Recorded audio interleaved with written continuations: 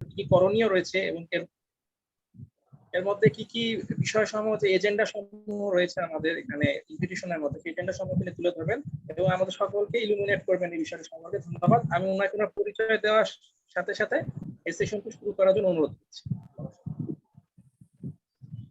আচ্ছা, অশেষ ধন্যবাদ ইমরান ভাই আপনাকে, আমাকে আপনাদের এই অর্গানাইজেশনের পক্ষ থেকে যে সেমিনারের আয়োজন করা হয়েছে সেখানে ইনভাইট করার জন্য। আমি একটু হোস্টকে অনুরোধ করব আমাকে একটু স্ক্রিন শেয়ার সুযোগ দেওয়ার জন্য। আইদার আমাকে অ্যাক্সেস দিন অথবা হচ্ছে আপনারা ওখান থেকে শেয়ার করতে পারেন, সেটাতে কোনো সমস্যা নেই।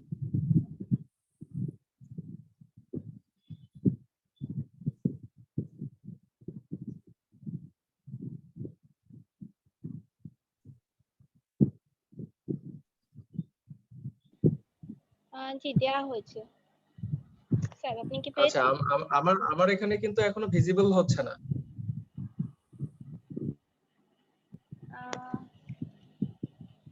শেয়ার করা হয়েছে, আপনি একটু আরেকবার ট্রাই করবেন প্লিজ। আমার এখানে শুধু আপনাকে দেখতে পাচ্ছি, স্ক্রিনে আপনাকে দেখতে পাচ্ছি, কিন্তু আপনার স্ক্রিনটা আমি দেখতে পাচ্ছি না, না। আমার সো আপনি স্ক্রিন না, মানে আপনাকে স্ক্রিন শেয়ারে পারমিশন দিয়েছি। জি। ও আচ্ছা আচ্ছা আচ্ছা, let me check. Okay fine.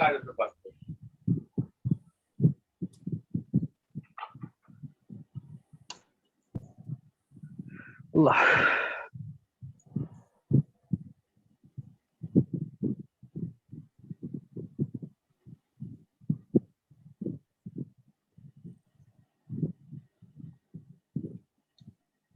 ওকে ফাইন। আমার কথা এবং স্ক্রিন কি ঠিক আছে? জি, দেখা yes, যাচ্ছে। জি হ্যাঁ, ঠিক আছে। Okay, fine. Thank you so much. Thank you, President, Honorable President, Leo Club of Rajshahi Metropolitan, and my other distinguished guests and audience. Thank you so much. আমি বিজন কুমার, রবীন্দ্র বিশ্ববিদ্যালয় অর্থনীতি বিভাগের একজন লেকচারার এবং বিকে স্কুল অফ রিসার্চের একজন ডিরেক্টর। এর পাশাপাশি আমি একটি এসডিজি বিষয়ক একটি অর্গানাইজেশনের প্রেসিডেন্টের দায়িত্ব পালন করছি, international youth society for sustainable development. আজকে আমি এই international youth society youth day উপলক্ষে লিও ক্লাব অফ রাজশাহী কর্তৃক আয়োজিত আজকের এই সেমিনারে আমি আজকে যে বিষয়টির উপরে কথা বলবো সেটি হচ্ছে how to develop youth leadership skill. আমি এই বিষয়ে আজকে কথা বলবো। যদিও এই বিষয়ে অনেকেরই অনেক ধারণা থাকতে পারে, তবে আমি বিষয়টি মূলত যে জায়গাটিতে ফোকাস করব সেটি হচ্ছে কিভাবে ইউথদের মধ্যে লিডারশিপ স্কিল ডেভেলপ করা যায়। আমি এই বিষয়টিতে গুরুত্ব আরোপ করব। এর বিষয়টির মূল জায়গায় যাওয়ার আগে আমি সংক্ষেপে কিছু বলে নিতে চাই যে প্রকৃত অর্থে ইউথ কি বা ইউথ আমরা কাদেরকে বলি এবং লিডারশিপ কি বা লিডার কে। আমি এই বিষয়টির উপরে কথা বলার পর আমি সরাসরি চলে যাব যে কি প্রক্রিয়ায় ইউথদের মধ্যে লিডারশিপ ডেভেলপ করা যায়। কারণ আমরা জানি যে জাতিসংঘ 2015 সালের সেপ্টেম্বর মাসে তাদের সাধারণ অধিবেশনে যে একটি প্রস্তাব পাশ করে সেটি হচ্ছে সাস্টেনেবল ডেভেলপমেন্ট গোলস, অর্থাৎ সারা পৃথিবীর বিভিন্ন দেশ 2030 সালের মধ্যে 17টি লক্ষ্যমাত্রা অর্জন করবে এই আশা নিয়ে জাতিসংঘের অন্তর্ভুক্ত দেশগুলোকে একটি লক্ষ্যমাত্রা নির্ধারণ করে দেয়।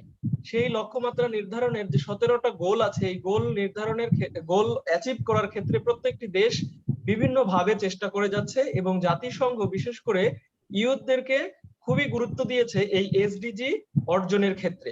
সুতরাং আমরা যতদিন যাচ্ছি ততই দেখতে পাচ্ছি যে আস্তে আস্তে যত তথ্য প্রযুক্তি, যোগাযোগ প্রযুক্তি এবং জ্ঞান বিজ্ঞানের উন্নয়ন ঘটছে তত আরো ইউথদের আমাদের প্রয়োজনীয়তা বাড়ছে। আগে আমরা দেখতে পেতাম যে হচ্ছে দক্ষ এবং অভিজ্ঞ মানুষদের মধ্য দিয়েই বা দ্বারাই আমরা উন্নয়ন বেশি ত্বরান্বিত হতো, কিন্তু এখন যেটি আমরা দেখতে পাচ্ছি যে উন্নয়ন শুধুমাত্র দক্ষ এবং অভিজ্ঞ ব্যক্তিরাই নয়, বরং ইউথদের থেকে যদি আমরা এই উন্নয়নের কাজ শুরু করতে না পারি তবে আমাদের প্রকৃত যে টেকসই উন্নয়ন সেটি হবে না। কারণ আমরা জানি যারা দক্ষ এবং অভিজ্ঞ তাদের বয়স 40+ সুতরাং তারা এক পর্যায়ে গিয়ে জেনারেলি 65 ইয়ার্স এর পর তারা আর ওইরকম ভাবে ওয়ার্কিং প্লেসে থাকে না। ফলে এইদিকে আবার যে ইউথ ক্লাস অফ পিপুল আছে বা গ্রুপ অফ পিপুল আছে, এই পিপুলরা জেনারেলি যদি তাদেরকে ট্রেন আপ করা না হয়, যদি তাদেরকে এডুকেট করা না হয়, তাহলে আমাদের টেকসই উন্নয়ন অর্জন করা সম্ভব নয়। সুতরাং জাতিসংঘ এজন্যই ইউথদের বিশেষভাবে গুরুত্ব আরোপ করেছেন যে ইউথদের যদি আমরা ট্রেন আপ করতে না পারি, ইউথদের যদি এডুকেট করতে না পারি, ইউথদের মধ্যে যদি লিডারশিপ স্কিল জেনারেট করতে না পারি, তবে আমাদের এই সাস্টেইনেবল ডেভেলপমেন্ট গোলস বা এসডিজিস অর্থাৎ টেকসই উন্নয়ন কোনো দেশেই সম্ভব নয়। এজন্যই জাতিসংঘ ইউথদের উপরে বিশেষ গুরুত্ব আরোপ করেছেন। তো আজকে আমি আলোচনা করব যে কিভাবে এই ইউথদের মধ্যে লিডারশিপ স্কিল জেনারেট করা যায়। কারণ ইউথদের মধ্যে যদি লিডারশিপ স্কিল জেনারেট করা না যায়, তাহলে ইউথদের মধ্যে বিভিন্ন ধরনের রেসপন্সিবিলিটি গ্রো করবে না। আর যখন রেসপন্সিবিলিটি গ্রো করবে না, তখন ইউথরা রেসপন্সিবল হবে না সোসাইটাল এবং সোশিও ইকোনমিক বিভিন্ন ডেভেলপমেন্টাল কাজে তারা ইনক্লুড হতে চাইবে না। আর যদি সেই সব কাজে তারা ইনক্লুড না হয়, তাহলে আমাদের দেশের উন্নয়ন সেইভাবে ত্বরান্বিত হবে না বা ব্যাহত হবে। সুতরাং একটি দেশের উন্নয়ন খুব স্মুথ ভাবে ত্বরান্বিত করতে হলে সেখানে সমস্ত বয়সের, বিশেষ করে ইউথ থেকে অল ক্লাসেস অফ পিপল এখানে ইনক্লুড করতে হবে।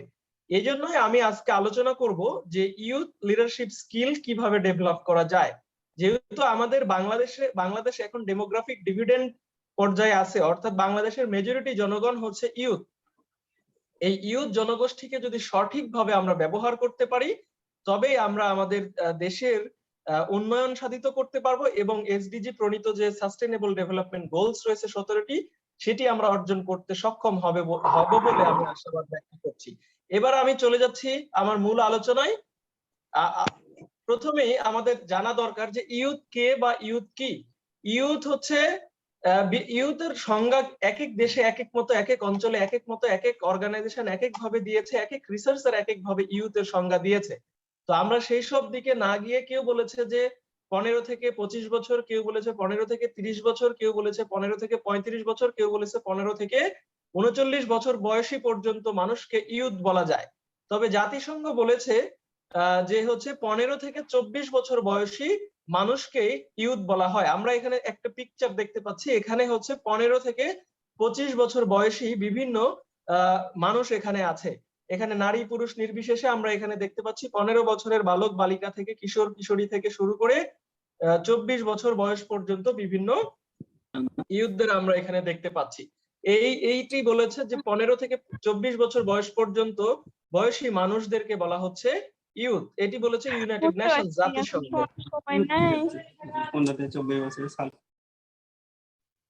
দুঃখিত,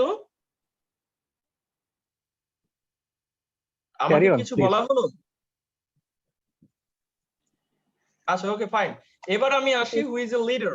লিডার কে? লিডার আমরা জানি যে হচ্ছে, এখানে আমরা একটা পিকচার দেখতে পাচ্ছি, যে এই পিকচার দেখে কি বোঝা যাচ্ছে, যে একটা মানুষ তার মাথার জায়গায় একটা দেখতে পাচ্ছে একটা বাল্ব জ্বলতেছে এবং তার হাতের উপর দিয়ে 3 জন মানুষ সামনের দিকে এগিয়ে যাচ্ছে, যেদিকে ওই মানুষটা নির্দেশ করছে। অর্থাৎ একটা লিডার হলো সেই ব্যক্তি, একজন লিডার হচ্ছে সেই ব্যক্তি যে তার নিজের মেধা, মননশীলতা, জ্ঞান, বুদ্ধি দিয়ে চিন্তা করে একটা দিকে নির্দেশনা দেয়, যে এই দিকে যাও, ওই দিকে যাও, এটি করো, ওটি করো। এই ধরনের যে নির্দেশনা দিচ্ছে তার নিজের জ্ঞান বুদ্ধি বিবেচনা করে, সেই হচ্ছে লিডার। আরো একটি আমরা পিকচারে আমরা দেখতে পাচ্ছি লিডার এবং ম্যানেজারের মধ্যে পার্থক্য। যে ম্যানেজার হচ্ছে যে একটা কাজ, একটা অর্গানাইজিং চলছে, সেই জায়গায় কাজটা করছে তার কর্মী বা ফলোয়াররা, এবং সে পেছনে থেকে সেটা তদারকি করছে যে সঠিকভাবে হচ্ছে কিনা। এরই হচ্ছে manager. But what is the difference between manager and leader? Manager এবং লিডারের মধ্যে এটাই পার্থক্য যে ম্যানেজার শুধুমাত্র তদারকি করে, বাট লিডার শুধুই তদারকি করে না, বরং এই তদারকির পাশাপাশি লিডার হচ্ছে সে নিজেও কাজটি করে এবং কিভাবে কাজ করবে সে সামনে থেকে বিষয়টিকে নিজেই পরিচালনা করে, এবং সেই কাজে সে নিজে সম্পৃক্ত থেকে সেই কাজটি সম্পন্ন করতে সহায়তা করে, যাতে করে তার ফলোয়াররা তাকে ফলো করতে পারে এবং তার কাজের দ্বারা অনুপ্রাণিত হয়ে তার ফলোয়াররা আরো বেশি প্রোডাক্টিভ হয়। সুতরাং এই হচ্ছে ম্যানেজার আর লিডারের ডিফারেন্স। সো আমি এবার আসি সরাসরি ইউথ লিডারশিপ। ইউথ লিডারশিপ কি? ইউথ লিডারশিপ হচ্ছে এমন একটি বিষয় যে ইউথরা তাদের নিজের যে কর্তৃত্ব বা অথরিটি, তারা নিজেদের উপরে যেমন প্রয়োগ করবে এবং অন্যদের উপরে প্রয়োগ করার যে প্র্যাকটিস বা চর্চা, সেটাই হচ্ছে ইউথ লিডারশিপ। ইউথ লিডারশিপ থিওরির মতে যে ইউথ লিডারশিপ তখনই সাধিত হবে যে যখন ইউথরা বিভিন্ন বিষয়ে জ্ঞান অর্জন করবে, দক্ষতা অর্জন করবে এবং সেই অর্জিত দক্ষতা এবং জ্ঞান সমাজের বিভিন্ন কর্মকাণ্ডে তারা প্রয়োগ করবে, সেটি হচ্ছে ইউথ লিডারশিপ। তাহলে এই যে ইউথ লিডারশিপ, এই ইউথ লিডারশিপের আসলে দরকারটা কি, প্রয়োজনীয়তা কি, বা অ্যাকচুয়ালি হচ্ছে ইউথ লিডারশিপের সুবিধাগুলো কি কি, বেনিফিটস অফ ইউথ লিডারশিপ। আমি এবার আসি, আমি মোটা দাগে ইউথ লিডারশিপের যে সুবিধা সেটিকে আমি 4টি ভাগে ভাগ করেছি। তার মধ্যে প্রথম হচ্ছে বিল্ডিং সেলফ কনফিডেন্স। অর্থাৎ ইউথ লিডারশিপ যদি আমরা একজন ইউথকে লিডারশিপ স্কিল করতে পারি, তার লিডারশিপ স্কিল ডেভেলপ করতে পারি, তাহলে সে কি কি সুবিধা পেয়ে থাকবে। প্রথম সুবিধা হচ্ছে বিল্ডিং সেলফ কনফিডেন্স, যে একজন ইউথ যদি তার লিডারশিপকে জেনারেট করতে পারে, লিডারশিপ স্কিলকে বাড়াতে পারে, তাহলে তাদের মধ্যে আত্মবিশ্বাসটা তৈরি হবে। আমরা জানি অনেকে অনেক কাজে দক্ষ, কিন্তু আত্মবিশ্বাসের কারণে অনেকে সেটি করে উঠতে পারে না। আমি ছোট্ট একটি গল্প বলবো আমার নিজের জীবন থেকে এই আত্মবিশ্বাস সম্পর্কে। সেটি হচ্ছে যে আমি একদিন একটি রাজশাহী যখন থাকতাম, রাজশাহীতে আমি একটি বিল্ডিং এ গিয়েছি ওই বিল্ডিং এর ফ্ল্যাট দেখতে। তো ওই বিল্ডিংটা ছিল 9 তলা। আমি ওই বিল্ডিং এর ছাদটা কেমন দেখার জন্য ওই বিল্ডিং এর কেয়ারটেকার সহ ছাদে গিয়েছি। তো ছাদ থেকে যখন আমি নিচের দিকে তাকাচ্ছি, একদম আমার মাথা ঘুরে উঠছে, বুকটা একদম মানে ধরফর করে উঠছে, মানে এতটা আমি এত উঁচু বিল্ডিং থেকে ওই প্রথম আমি হচ্ছে নিচের দিকে তাকিয়ে দেখেছি। সুতরাং সাংঘাতিক ভয় লেগেছে। তারপরে আমি ওখান থেকে দূরে চলে এসেছি, যদিও সেই বিল্ডিং এর যে ছাদের যে ইয়ে ছিল, ওয়ালটা ছিল, সেটি প্রায় 4 ফিট 4 ফিট 4.5 ফিট উঁচু।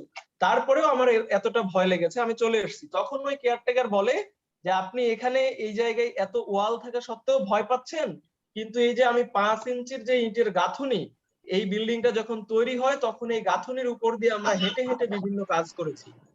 তো আমি তো এটা অবাক হয়ে গেলাম এবং আমি বললাম এটা কি সম্ভব? তখন উনি বললেন সম্ভব। আচ্ছা যাই হোক, এভাবে করে ফ্ল্যাট ট্যাট দেখে যখন আমি ওই বিল্ডিং থেকে নিচে নেমে চলে আসছি, তখন ওই বিল্ডিং এর গেটের সামনে একদম নিচে এসে দেখি যে ওই গেটের 2 পাশে ফুল বাগান করার জন্য সুন্দর করে ইট দিয়ে গাঁথুনি দিয়ে প্রায় 2-2.5 ফিট উঁচু করে গাঁথুনি দেওয়া আছে, 5 ইঞ্চি প্রশস্ত গাঁথুনি। তখন আমার মনে হলো যে আসলে 5 ইঞ্চি চওড়া দেওয়ালের উপর দিয়ে আসলে কি হাঁটা সম্ভব? যদিও ওইটা ছিল প্রায় 15 থেকে 20 ফিট লম্বা এবং 5 ইঞ্চি প্রশস্ত একটি ওয়াল। আমি এবং উচ্চতা ছিল ওটার প্রায় 2 থেকে 2.5 ফিটের মতো। আমি তখন চিন্তা করলাম তাহলে আমি এটার উপর দিয়ে হেঁটে দেখি, এটাও তো 5 ইঞ্চি প্রশস্ত। এবার আমি প্রথমে হাঁটার চেষ্টা করলাম, আমি হাঁটতে পারলাম। এবার জোরে জোরে হাঁটার চেষ্টা করলাম, আমি তাও হাঁটতে পারলাম। আমি পরে দৌড়ানোর চেষ্টা করলাম, আমি ওই 5 ইঞ্চি ওয়ালের উপর দিয়ে আমি দৌড়িয়েও যেতে পারলাম। অর্থাৎ আমি এই যে 5 ইঞ্চি দেওয়ালের উপর দিয়ে দৌড়াতে পারলাম, এর মূল কারণ হচ্ছে যে আমার তখন কনফিডেন্স ছিল যে আমি এর উপর দিয়ে দৌড়ালেও দৌড়াতে পারবো, আর পড়ে গেলেও আমি এখান থেকে আহত হব না বা আমার কোনো ভয়ের কারণ নাই।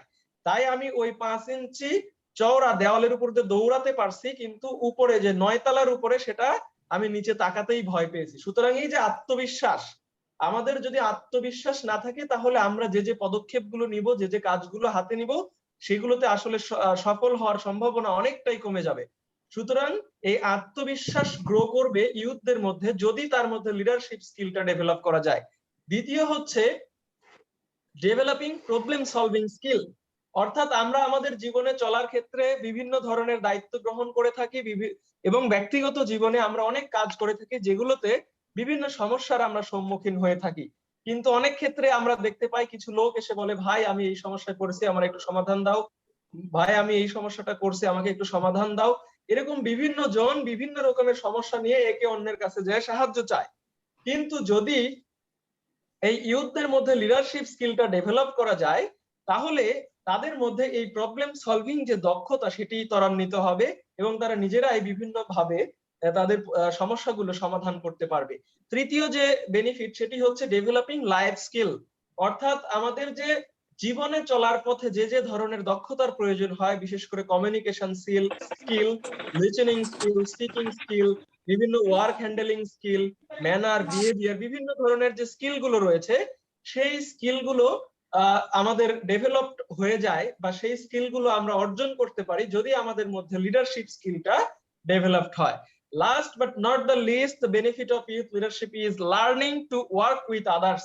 অর্থাৎ আমরা অনেক সময় বিভিন্ন জায়গায় দেখতে পাই যে কোনো একটা ব্যক্তি ব্যক্তিগতভাবে যতটা না সুন্দর কাজ করতে পারছে, ব্যক্তিগতভাবে একটা শিক্ষার্থী যতটা সুন্দর পরীক্ষায় ফলাফল করতে পারছে, ব্যক্তিগতভাবে সে যতটা সফল হচ্ছে, কিন্তু সে যখন বিভিন্ন গ্রুপে কাজ করছে, বিভিন্ন যখন অর্গানাইজিং কোনো ইভেন্টস করছে, তখন সেক্ষেত্রে সে তার পারফরমেন্স দেখাতে পারছে না, সেখানে সে সুইট করছে না, সেখানে সে অ্যাডাপ্ট করতে পারছে না, অর্থাৎ সে টিম ওয়ার্কের সাথে অভ্যস্ত হতে পারছে না। যদি আমরা ছোটবেলা থেকে ইউথদের মধ্যে এই লিডারশিপ স্কিল গুলো জেনারেট করতে পারি, তবে তাহলে তাদের মধ্যে এই সবার সঙ্গে কাজ করার, সবার সঙ্গে একসাথে কাজ করার দক্ষতা তাদের মধ্যে অর্জিত হবে। মূলত মোটা দাগে যদি আমি বিশ্লেষণ করি, এই চারটি হচ্ছে ইউথ লিডারশিপ স্কিল ডেভেলপমেন্টের বেনিফিট। এবার আমি সরাসরি চলে আসব আমার মূল আলোচনার মূল জায়গায়। সেটি হচ্ছে যে কিভাবে ইউথদের মধ্যে লিডারশিপ স্কিল ডেভেলপ করা যায়। আমি মোটা দাগে 10টি ওয়ে এখানে তুলে ধরেছি, যে 10টি ওয়ে যদি আমরা ফলো করি তাহলে আমরা বলতে পারবো যে একটি ইউথের ভেতরে আমরা লিডারশিপ স্কিলটা জেনারেট করতে পারবো। সুতরাং এই ওয়েগুলো বা এই পদ্ধতির মধ্য দিয়ে আমরা একজন ইউথকে লিডারশিপ স্কিল তৈরি করতে পারবো। তার প্রথমটা হচ্ছে বি গুড ইন কমিউনিকেশন, অর্থাৎ যোগাযোগ ব্যবস্থা এবং নেটওয়ার্কিং এর ক্ষেত্রে অবশ্যই তাকে ভালো হতে হবে, অর্থাৎ ভালো হিসাবে তাকে গড়ে তুললে তবেই আমরা ইউথ লিডারশিপ তাদের হচ্ছে স্কিলটা ডেভেলপ করা সম্ভব।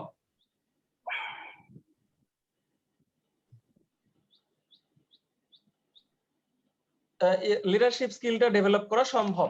দ্বিতীয় যেটি, সেটি হচ্ছে যে dream big and have a vision, অর্থাৎ একটা ইউথের স্বপ্নটা অনেক বড় হতে হবে এবং ভিশনটা অনেক বড় হতে হবে।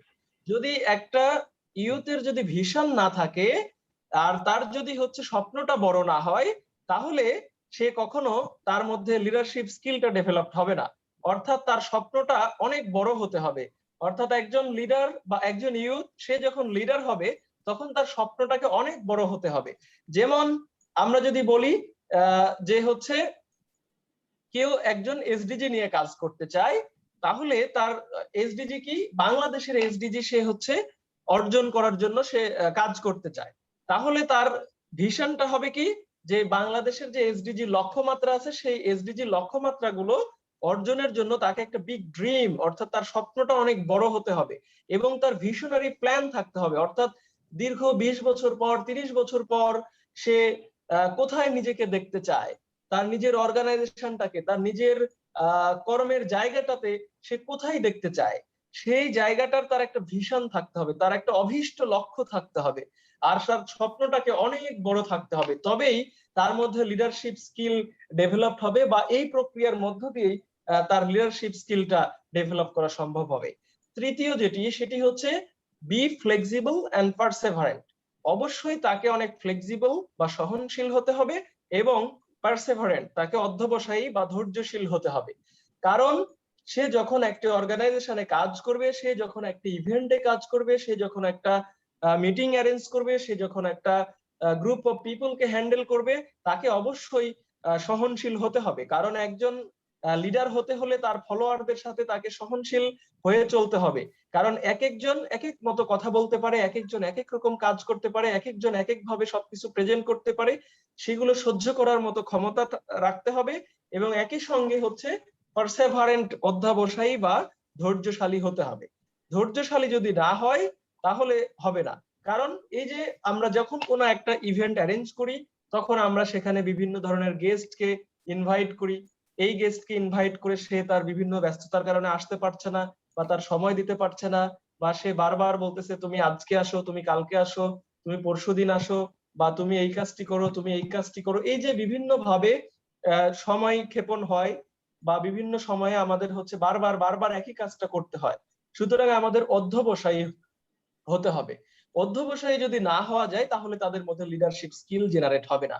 এই অধ্যবসায়ের একটি ছোট্ট একটি গল্প আমি বলতে চাই এই জায়গায়, যে অধ্যবসায় কত বড় একটি বিষয় সফল হওয়ার জন্য, সেটি আমি একটি বলবো। যে ছোট্ট একটি শিশু, যে ছোটবেলায়, অনেক কাল আগের কথা এটি, তখন স্কুল কলেজ বিশ্ববিদ্যালয় এমন শিক্ষার জায়গা ছিল না, তখন গুরুগৃহ ছিল।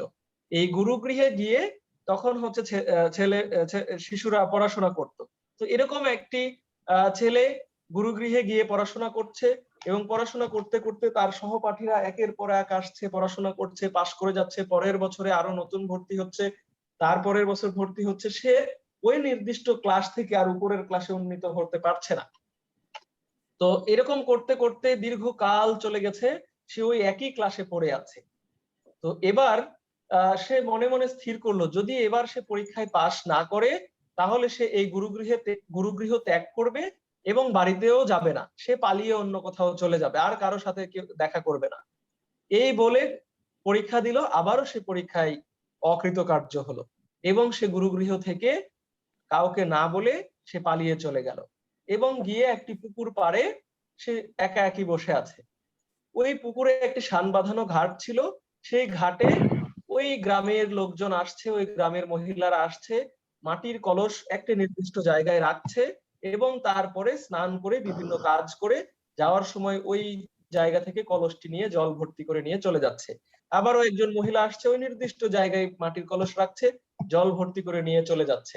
এভাবে ওই ছেলেটি দেখলো যে এই যে জায়গায় কলস রাখছে প্রত্যেকটি মহিলা, সে জায়গায় পাথরের শান বাঁধানো ঘাট ক্ষয়প্রাপ্ত হয়ে গোল হয়ে গেছে, গভীরভাবে ক্ষয়প্রাপ্ত হয়েছে। তখন তার মনে হলো যে এই যে পাথরের একটি জায়গা যদি ক্ষয়প্রাপ্ত হয় বারবার একটি মাটির কলস রাখার কারণে, তাহলে অবশ্যই আমি কেন পারবো না এই পরীক্ষায় সফল হতে। তখন সে আবার গুরুগৃহে ফিরে গেল এবং গুরুগৃহে ফিরে গিয়ে সে আবার পড়াশোনা শুরু করলো এবং সে মনে মনে প্রতিজ্ঞা করলো যে এবার আমাকে সফল হতেই হবে, এবার আমাকে কৃতকার্য হতেই হবে। তারপর দেখা গেল পরের বছর সে কঠোর পড়াশোনার পর, কঠোর পরিশ্রমের পর সে সফল হলো। অর্থাৎ এই পারসেভারেন্স, অধ্যবসায় খুবই গুরুত্বপূর্ণ একটি বিষয় লিডারশিপ জেনারেশনের ক্ষেত্রে। পরবর্তী যেটি ওয়ে সেটি হচ্ছে প্রমোট ওনারশিপ, অর্থাৎ নিজের যে মালিকানা সেটিকে বুঝতে হবে। অর্থাৎ একজন লিডার হতে হলে সে যে অর্গানাইজেশনে কাজ করবে, সে যে ইভেন্টে কাজ করবে, সেটি তাকে তার নিজের মনে করতে হবে, সেটিকে ওন করতে হবে। যদি সে নিজের মনে করতে না, সরি, আচ্ছা, যদি কোনো প্রয়োজন না থাকে তাহলে আমি একটু অনুরোধ করব আপনাদের মাইক্রোফোনটি মিউট রাখতে, কারণ এর ফলে একটু বিঘ্ন ঘটছে আমার প্রেজেন্টেশনের ক্ষেত্রে। আপনাদের মাইক্রোফোনটি মিউট করার জন্য আমি অনুরোধ করব, যার যখন ঠিক আছে, তিনি আমাদের কথা করতে পারেন। ধন্যবাদ। যে 4 নাম্বার ওয়েটি আমি বলছি,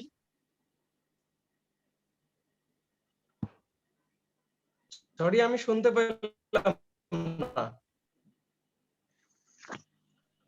স্যার আপনি ক্যারি অন করেন আসলে। আচ্ছা, যাই হোক, আমি খুব শেষ করব, আমার প্রেজেন্টেশন প্রায় শেষে।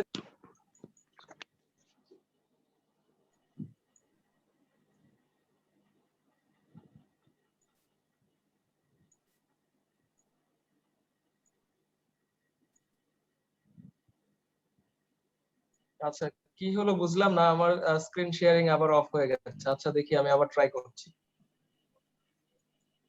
মেবি নেটওয়ার্ক প্রবলেমের কারণে স্যার, আবার ট্রাই করেন না। আচ্ছা, এই তো এসেছে, স্ক্রিন এসেছে, আমি আবার চলে যাচ্ছি আমার যে জায়গায় আমি ছেড়ে এসেছিলাম। ওকে, ফাইন। সো এবার আমি যে ওয়েটা নিয়ে আলোচনা করব সেটি হচ্ছে প্রমোট ওনারশিপ। অর্থাৎ যখন আমরা কোনো একটি অর্গানাইজেশনের লিড করব, অর্গানাইজেশনকে লিড দিব, যখন কোনো ইভেন্টে লিড দিব, যখন কোনো মিটিং বা কোনো ধরনের অকেশনকে আমরা লিড দিব, তখন আমাদের সেই অর্গানাইজেশন, সেই মিটিং, সেই ইভেন্টকে ওন করতে হবে নিজের মধ্যে। যদি সেটিকে ওন না করা যায়, অর্থাৎ নিজের যদি না ভাবা যায়, বা এই অর্গানাইজেশনটা আমার নিজের, এই জায়গাটা আমার নিজের, এই ইভেন্টটা আমার নিজের, আমি নিজে এখানে কাজ করছি, এইভাবে যদি নিজের মালিকানা বোধটুকু ভিতরে না জাগ্রত হয়, তবে তার ভেতরে কোনো রেসপন্সিবিলিটি আসবে না, দায়িত্ব বোধ আসবে না। আর যদি দায়িত্ব বোধ না আসে, তবে সে কখনো প্রকৃত লিডার হতে পারবে না। সুতরাং একজন লিডার হতে হলে he or she must have to own the event or meeting.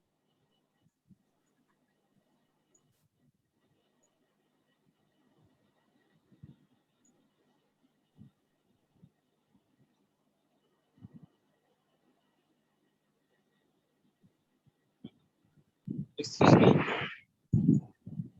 করতে হবে তাদের কাজের, যে তুমি এই কাজটি খুব সুন্দর করেছো, তোমার এই কথা বলাটা খুবই সুন্দর ছিল, তোমার এই কাজটি অসম্ভব সুন্দর হয়েছে। এই প্রশংসাগুলো আপনি জনসমক্ষে সবার সামনে করুন। আর যদি কোনো সমালোচনা করতে হয় তাহলে ওই ব্যক্তিকে ব্যক্তিগতভাবে করুন, অর্থাৎ ব্যক্তিগতভাবে তাকে ডেকে বলুন যে তোমার এই আচরণটি ঠিক করতে হবে, তোমার এই কথা বলাটি এইভাবে না বলে এইভাবে বলতে হবে, তোমার এই কাজটি এভাবে না করে ওভাবে করতে হবে। অর্থাৎ প্রশংসা করুন জনসমক্ষে আর সমালোচনা করুন ব্যক্তিগতভাবে, তবে আপনার ভেতরে লিডারশিপ বা নেতৃত্বের গুণাবলী গড়ে উঠবে। পরবর্তী যেটি সেটি হচ্ছে be polite and ask permission. অর্থাৎ কোন একজন ইউথকে যদি লিডার হতে হয়, কোন একটা ইউথের মধ্যে যদি লিডারশিপ স্কিল জেনারেট করতে হয়, তাহলে he or she must be polite. অর্থাৎ তাকে অবশ্যই ভদ্র নম্র হতে হবে। তাকে নম্র এবং ভদ্র স্বভাবের না হলে সে কখনো তার ফেলোদেরকে, এ গ্রুপ অফ পিপলকে কখনো লিড করতে পারবে না। সুতরাং তাকে নম্র এবং ভদ্র হতে হবে এবং একই সঙ্গে আস্ক পারমিশন। সে যে কোনো ব্যক্তির সঙ্গে যখন কথা বলতে যাবে, he or she either be or his or her boss or any other his or her fellow, তার বসও হতে পারে অথবা তার ফেলো হতে পারে, যার সঙ্গে সে কথা বলুক না কেন, তার সঙ্গে কথা বলার আগে তাকে অবশ্যই পারমিশন সিক করতে হবে। অর্থাৎ আমি তোমার সঙ্গে একটু কথা বলতে চাই, তোমার কি সময় হবে, বা আমি আপনার সঙ্গে একটু কথা বলতে চাই, আপনার কি একটু সময় হবে, এইভাবে আগে পারমিশন নিতে হবে। এন্ড দেন পোলাইটলি যে কথাটি আমরা জানতে চাই, যে কাজটি আমরা বলতে চাই, করতে চাই, সেটি বলতে হবে। তবেই একটি ব্যক্তির মধ্যে, বিশেষত একজন ইউথের মধ্যে এই লিডারশিপ স্কিল ডেভেলপ হবে। পরবর্তী যেটি সেটি হচ্ছে অলওয়েজ এনকারেজ। অর্থাৎ একজন ইউথের ভিতরে সব সময় উৎসাহ ব্যঞ্জক তার নিজের বৈশিষ্ট্য থাকতে হবে এবং একই সঙ্গে একজন লিডার তার ফেলোদেরকে অবশ্যই সব সময় উৎসাহ প্রদান করতে হবে। যদি উৎসাহ প্রদান না করে তবে সে কিভাবে তার লিডারশিপ স্কিল যেমন জেনারেটেড হবে না, বা তার ফেলোদেরকে সে কন্ট্রোল করতে পারবে না। সুতরাং তার ফেলোদেরকে দিয়ে সঠিকভাবে পরিচালনা করতে হলে, সঠিকভাবে নিয়ন্ত্রণ করতে হলে অবশ্যই ফেলোদেরকে এনকারেজ করতে হবে। পরবর্তী যে বৈশিষ্ট্য 8 নাম্বার যে ওয়ে, সেটি হচ্ছে teamwork and conflict resolution. সুতরাং এটি হচ্ছে যে একজন ইউথের লিডারশিপ স্কিল ডেভেলপ করতে হলে তাকে অবশ্যই টিম ওয়ার্কে কাজ করার দক্ষতা থাকতে হবে। অর্থাৎ যদি অনেকে আমরা দেখে থাকি যে অনেকে একা একই ভাবে কাজ করতে পারে, কিন্তু একসাথে দিলে সে সেই জায়গায় নিজেকে খাপ খাওয়াতে পারে না। সুতরাং একজন লিডারকে অবশ্যই টিম ওয়ার্কে কাজ করার যোগ্যতা থাকতে হবে। সেভাবে টিম ওয়ার্কে কাজ করার যোগ্যতা যদি আমরা ডেভেলপ করতে পারি, তাহলে সে বিভিন্ন জায়গায় কাজ করতে পারবে এবং লিড দিতে পারবে। এবং একই সঙ্গে হচ্ছে কনফ্লিক্ট রেজুলেশন, যে একটি সংগঠন চালাতে হলে, একটি ইভেন্ট ম্যানেজ করতে হলে বিভিন্ন ধরনের কনফ্লিক্ট বা ঝামেলা তৈরি হয় বা সমস্যার সৃষ্টি হয়। এই সমস্যাগুলোর সমাধান করার দক্ষতা বাড়াতে হবে বা থাকতে হবে, তবেই একজন ইউথ লিডার হিসাবে পরিগণিত হবে। নবম যে ওয়ে সেটি হচ্ছে কিপ ইউর ডিস্টেন্স। এটি একটি খুব গুরুত্বপূর্ণ ওয়ে, যার মাধ্যমে একজন ইউথের লিডারশিপ স্কিল ডেভেলপ করা যেতে পারে। অর্থাৎ একজন leader must be distant from his fellows and from his boss as well. So একজন ব্যক্তি তার বস থেকেও ডিস্টেন্স মেনটেন করতে হবে এবং তার ফেলোদের থেকেও ডিস্টেন্স মেনটেন করতে হবে। কখন ডিস্টেন্স মেনটেন করতে হবে আর কখন ক্লোজ হতে হবে? যখন কাজ করবে, যখন একটা ইভেন্ট কন্টিনিউ থাকবে, তখন তাদের সঙ্গে মিলে মিশে কাজ করতে হবে, তখন ক্লোজ হতে হবে। আবার যখন কাউকে দায়িত্ব দেওয়া হলো, যখন অন্যদের দায়িত্ব দেওয়া হলো, যখন একজন ফেলো বা এ গ্রুপ অফ ফেলো যখন হচ্ছে তাদের নিজেদের মতো করে কাজ করছে, নিজেদের মতো করে হচ্ছে সময় কাটাচ্ছে, তখন অবশ্যই ওই লিডারকে ডিস্ট্যান্ট থাকতে হবে, দূরে থাকতে হবে। ওই ফেলোদেরকেও তাদের ব্যক্তিগত জীবন, ব্যক্তিগত ইচ্ছা, এগুলোর তাদের মতো করে চলতে দিতে হবে, তখন তাদের থেকে দূরে থাকতে হবে। আর যখন বিষয়টি বা যখন কোনো কাজটি পরিচালনা করা হবে তখন ক্লোজলি পরিচালনা করতে হবে। সুতরাং এই ডিস্টেন্স থাকার বৈশিষ্ট্যটিও একজন লিডারের মধ্যে থাকতে হবে। সর্বশেষ যেটি সেটি হচ্ছে অর্থাৎ একজন লিডারের এই বৈশিষ্ট্যটি অবশ্যই থাকতে হবে, বা এই বৈশিষ্ট্য থাকলে একজন লিডারের মধ্যে একজন ইউথের মধ্যে লিডারশিপ স্কিল জেনারেট হবে। সেটি হচ্ছে গার্ড দ্য প্লেইং ফিল্ড, অর্থাৎ একটা ইভেন্টে অনেকজন পার্টিসিপেন্টস থাকে, অর্গানাইজারের মধ্যে অনেক থাকে, বা যখন কোনো একটি অর্গানাইজেশন চালানো হয় সেই অর্গানাইজেশনের অনেক মেম্বার থাকে, এক্সিকিউটিভ বডি থাকে, অর্থাৎ সবার সাথে মোটামুটি সমানভাবে আচরণ করতে হবে, সমানভাবে ইকুয়াল জাজমেন্ট করতে হবে, তবেই তাদের মধ্যে লিডারশিপ স্কিল জেনারেট হবে। আর যদি সবার সাথে যদি সমানভাবে করা না যায় তাহলে he or she may not be a good leader. So all these are the 10 ways with which one can be developed their leadership skill. অর্থাৎ এই 10টি ওয়ের মাধ্যমে আমরা একজন ইউথের মধ্যে লিডারশিপ স্কিল ডেভেলপ করতে পারি। তো এই বিষয়ে আর কারো জন্য যদি কোনো কোয়েরি থাকে তাহলে আপনারা এখন কোয়েরি করতে পারেন। সেটি চ্যাট বক্সের মধ্য দিয়ে আপনারা চ্যাটেও লিখতে পারেন, আমি সেগুলোর উত্তর দেওয়ার চেষ্টা করব, অথবা সরাসরি যদি মাইক্রোফোন আনমিউট করে আপনারা বলতে চান সেটিও বলতে পারেন। এখন আমি আপনাদের ধন্যবাদ বিজন।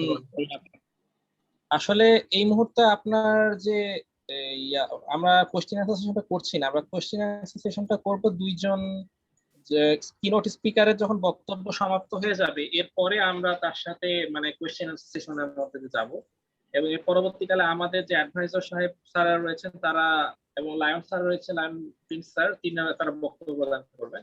তবে যেহেতু আপনার এখনো 10 মিনিটের মতো সময় অবশিষ্ট রয়েছে একটা সেশনের ভিতর থেকে, সে কারণে আমি স্পেশালি এই বিষয়টি আপনি যদি কোশ্চেন অ্যান্সারের জন্য নিতে চান তবে আমি আপনাকে পারমিশন দিতে পারি। আচ্ছা শিওর, আমি তাহলে এই 10 মিনিটের কোশ্চেন অ্যান্সারিংটা করে নিতে পারি, কারণ দেখা যাচ্ছে এখন প্রেজেন্ট করলাম, এখন হয়তো অনেকের মাথায় এই ধরনের কোশ্চেন আছে, পরবর্তীতে হয়তো যে স্পিকার আলোচনা করবেন হয়তো সেই আলোচনা শুনে আমার আলোচনার উপর থেকে প্রশ্নটি হয়তো অনেকেই উবে যেতে পারে। তো এই জন্য আমি চাচ্ছি যে এই 10 মিনিটের মধ্যে কিছুটা কোশ্চেন অ্যান্সারিং যতটা সম্ভব সেটি করে নিলে মনে হয় ভালো হবে আর কি। যারা পার্টিসিপেন্টস আছেন তাদের মধ্যে থেকে যাদের কোনো ধরনের যদি কোয়েরি থাকে এই বিষয়ে আপনারা বলতে পারেন। যদিও হচ্ছে আমি খুব এখানে ব্রিফলি প্রেজেন্ট করার চেষ্টা করেছি, মেইনলি আমি যে জিনিসটা প্রেজেন্ট করার বা ফোকাস করার চেষ্টা করেছি সেটি হচ্ছে কি প্রক্রিয়ায় ইউথদের মধ্যে লিডারশিপ স্কিল জেনারেট করা যায়।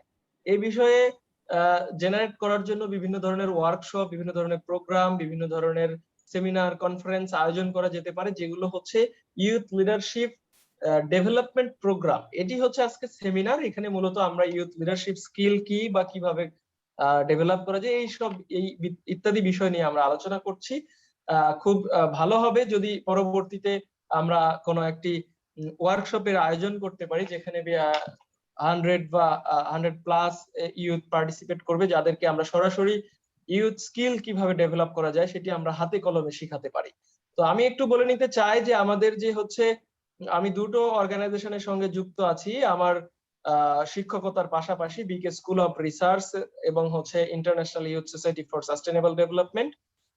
এই দুটি হচ্ছে ইয়াংদের জন্য, মূলত বিকে স্কুল অফ রিসার্চ হচ্ছে young scholar, young research scholar. এখানে মূলত রিসার্চ এবং রিসার্চের পাশাপাশি বিভিন্ন বিষয়ে সেমিনার, ওয়ার্কশপ, কনফারেন্স ইত্যাদির আয়োজন করা হয়, সেখানে আপনারা অংশগ্রহণ করতে পারবেন। এবং একই সঙ্গে international youth society for sustainable development IYSSD, যে অর্গানাইজেশনটির প্রেসিডেন্টের দায়িত্ব আমি পালন করছি, এখানে মূলত হচ্ছে প্রকৃত ইউথদের নিয়ে এখানে কাজ করা হয়। এই অর্গানাইজেশনটি জাতিসংঘের প্রদত্ত যে এসডিজি আছে সেই এসডিজির বাংলাদেশ সহ বিশ্বের বিভিন্ন দেশে এসডিজি কিভাবে অর্জন করা যায় এবং এই এসডিজির অর্জনের জন্য যুব সমাজ তথা জনসাধারণের মধ্যে কিভাবে সচেতনতা সৃষ্টি করা যায় এই বিষয় নিয়ে মূলত এই অর্গানাইজেশনটি কাজ করে।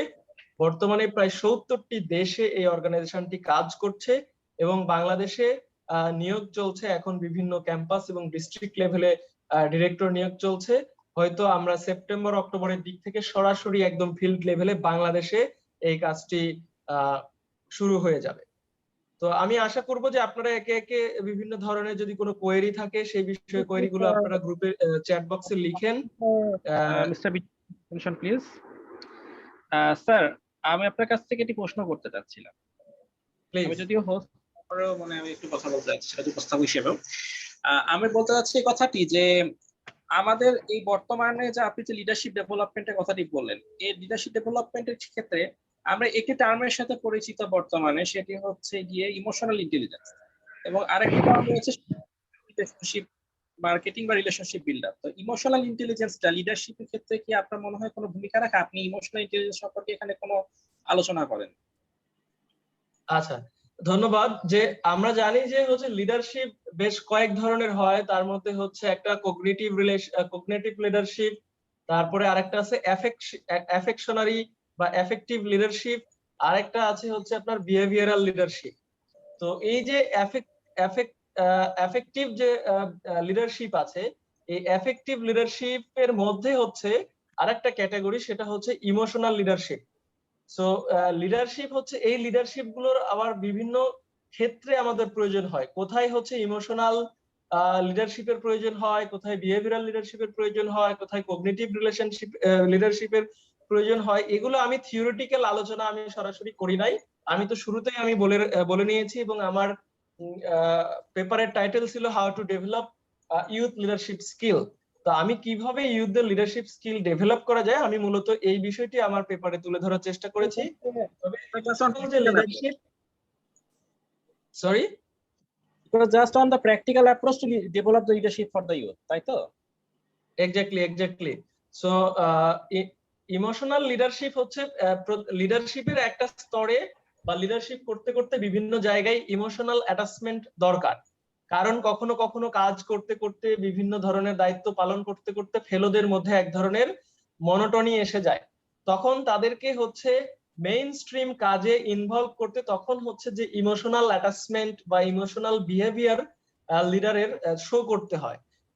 তখন এই ইমোশনাল লিডারশিপটা কাজে আসে, যাতে করে ইজিলি সেটাকে করা যেতে পারে, সাকসেসফুল করা যেতে পারে। যেমন আমরা এক্সাম্পল দিতে পারি যে আমরা দেখি বিভিন্ন সময়ে যে ক্রিকেট ম্যাচ গুলো, তারপরে ফুটবল ম্যাচ গুলো স্টার্ট হওয়ার কিছু পূর্বে আমরা দেখতে পাই যে ক্যাপ্টেন তার হচ্ছে টিম মেম্বারদের নিয়ে গোল হয়ে একসঙ্গে কিছু কিছু কথা বলে। কি কথা বলে সেগুলো আমরা শুনতে পাই না, সে জায়গায় কিছু কিছু ইমোশনাল কথা বলা হয়, যে ক্যাপ্টেন তার ফেলোদের বা টিম মেম্বারদের ইমোশনাল কথা বলে যে আমাদেরকে জিততেই হবে, জিতলে আমরা এইটা করতে পারবো, ওইটা করতে পারবো, আমাদের দেশের জন্য একটা ট্রফি আনতে পারবো, দেশের জন্য সম্মান নিয়ে আসতে পারবো, আমাদের 11 জনের উপরেই আমাদের এই 18 কোটি মানুষ নির্ভর করছে, সুতরাং এই 18 কোটি মানুষের মুখে হাসি ফোটাতে হলে আমাদেরকে আজকে ভালো খেলতে হবে। এই ধরনের যে ইমোশনাল কথাবার্তা গুলো, সুতরাং লিডার মাস্ট বি ইমোশনাল। ইমোশনালও তার হচ্ছে একটা বৈশিষ্ট্য থাকতে হবে। তো অনেকগুলো বৈশিষ্ট্য বা অনেকগুলো ওয়ে আছে যেগুলোর মধ্য দিয়ে লিডারশিপ স্কিল জেনারেট করা যায়। আমি বোল্ডলি 10টি ওয়ে এখানে তুলে ধরেছি। তো আমি ওই ইমোশনালের জায়গা নিয়ে মূলত হচ্ছে এখানে কাজ করিনি, ইন জেনারেল আমি আলোচনা করেছি। আশা করি বুঝতে পেরেছেন। ধন্যবাদ। ধন্যবাদ বিজন কুমার স্যারকে আপনার অসাধারণ বক্তব্যের জন্য। তবে আমার একটা কোয়েরি আছে। আমার কাছে মনে হলো যে আপনি একসময় বললেন যে টিম মেম্বারদের সাথে কখন অ্যাটাচ হতে হবে এবং কখন ডিস্টেন্স মেনটেন করতে হবে, এইটা আমরা যেন পালন করি, এবং সাথে করে আমাদের ইমোশনাল অ্যাটাচমেন্ট, এখনই যেটা বললো যে ইমোশনাল ইন্টেলিজেন্স, এই দুটো জায়গায় অনেক সময় দেখা যায় যে আমরা ইমোশনালি অনেক বেশি টিমের সাথে কানেক্ট হয়ে গেলে ডিস্টেন্স মেনটেন করাটা কঠিন হয়ে যায়।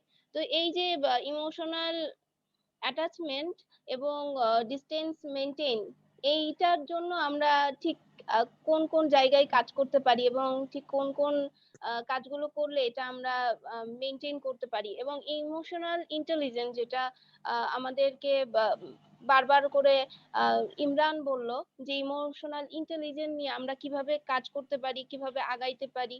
কারণ আমরা কিন্তু অনেকেই দেখা যায় যে একটা টিমের মধ্যে কাজ করতে যে যেটা আমাদের প্রথম বলা হয়েছে যে এই অর্গানাইজেশনটা হচ্ছে নিজের ভাবতে হবে প্রথমে। তো আমি যদি আমার অর্গানাইজেশনকে নিজের ভাবতে না পারি তাহলে তো সেই অর্গানাইজেশনে আমি পুরো ডেডিকেশন দিয়ে কাজ করতে পারবো না।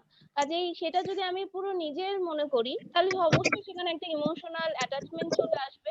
এইখানে আবার একই সাথে সেখানে আবার টিম মেম্বারদের সাথে একটা ডিসটেন্স মেনটেন করা, এইটা খুব কঠিন একটা ব্যাপার। প্লাস হচ্ছে ইমোশনাল ইন্টেলিজেন্সটা আমরা আরো ভালো কিভাবে করতে পারি, এই জায়গাটা একটু বললে ভালো হয়। ধন্যবাদ। আচ্ছা, ধন্যবাদ। আমি আপনার কথা বুঝতে পেরেছি যে অ্যাকচুয়ালি হচ্ছে ইমোশনাল অ্যাটাচমেন্ট আর কিভাবে এই ডিসটেন্স, এই দুটির সমন্বয় করে কিভাবে একজন লিডার তার অর্গানাইজেশন বা তার ইভেন্টকে লিড করবে, এটাই হচ্ছে আপনার মূল কথা। তো এখানে যে বুঝতে হবে যে ইমোশনাল অ্যাটাচমেন্ট বিষয়টি বলতে আমি কি বুঝালাম।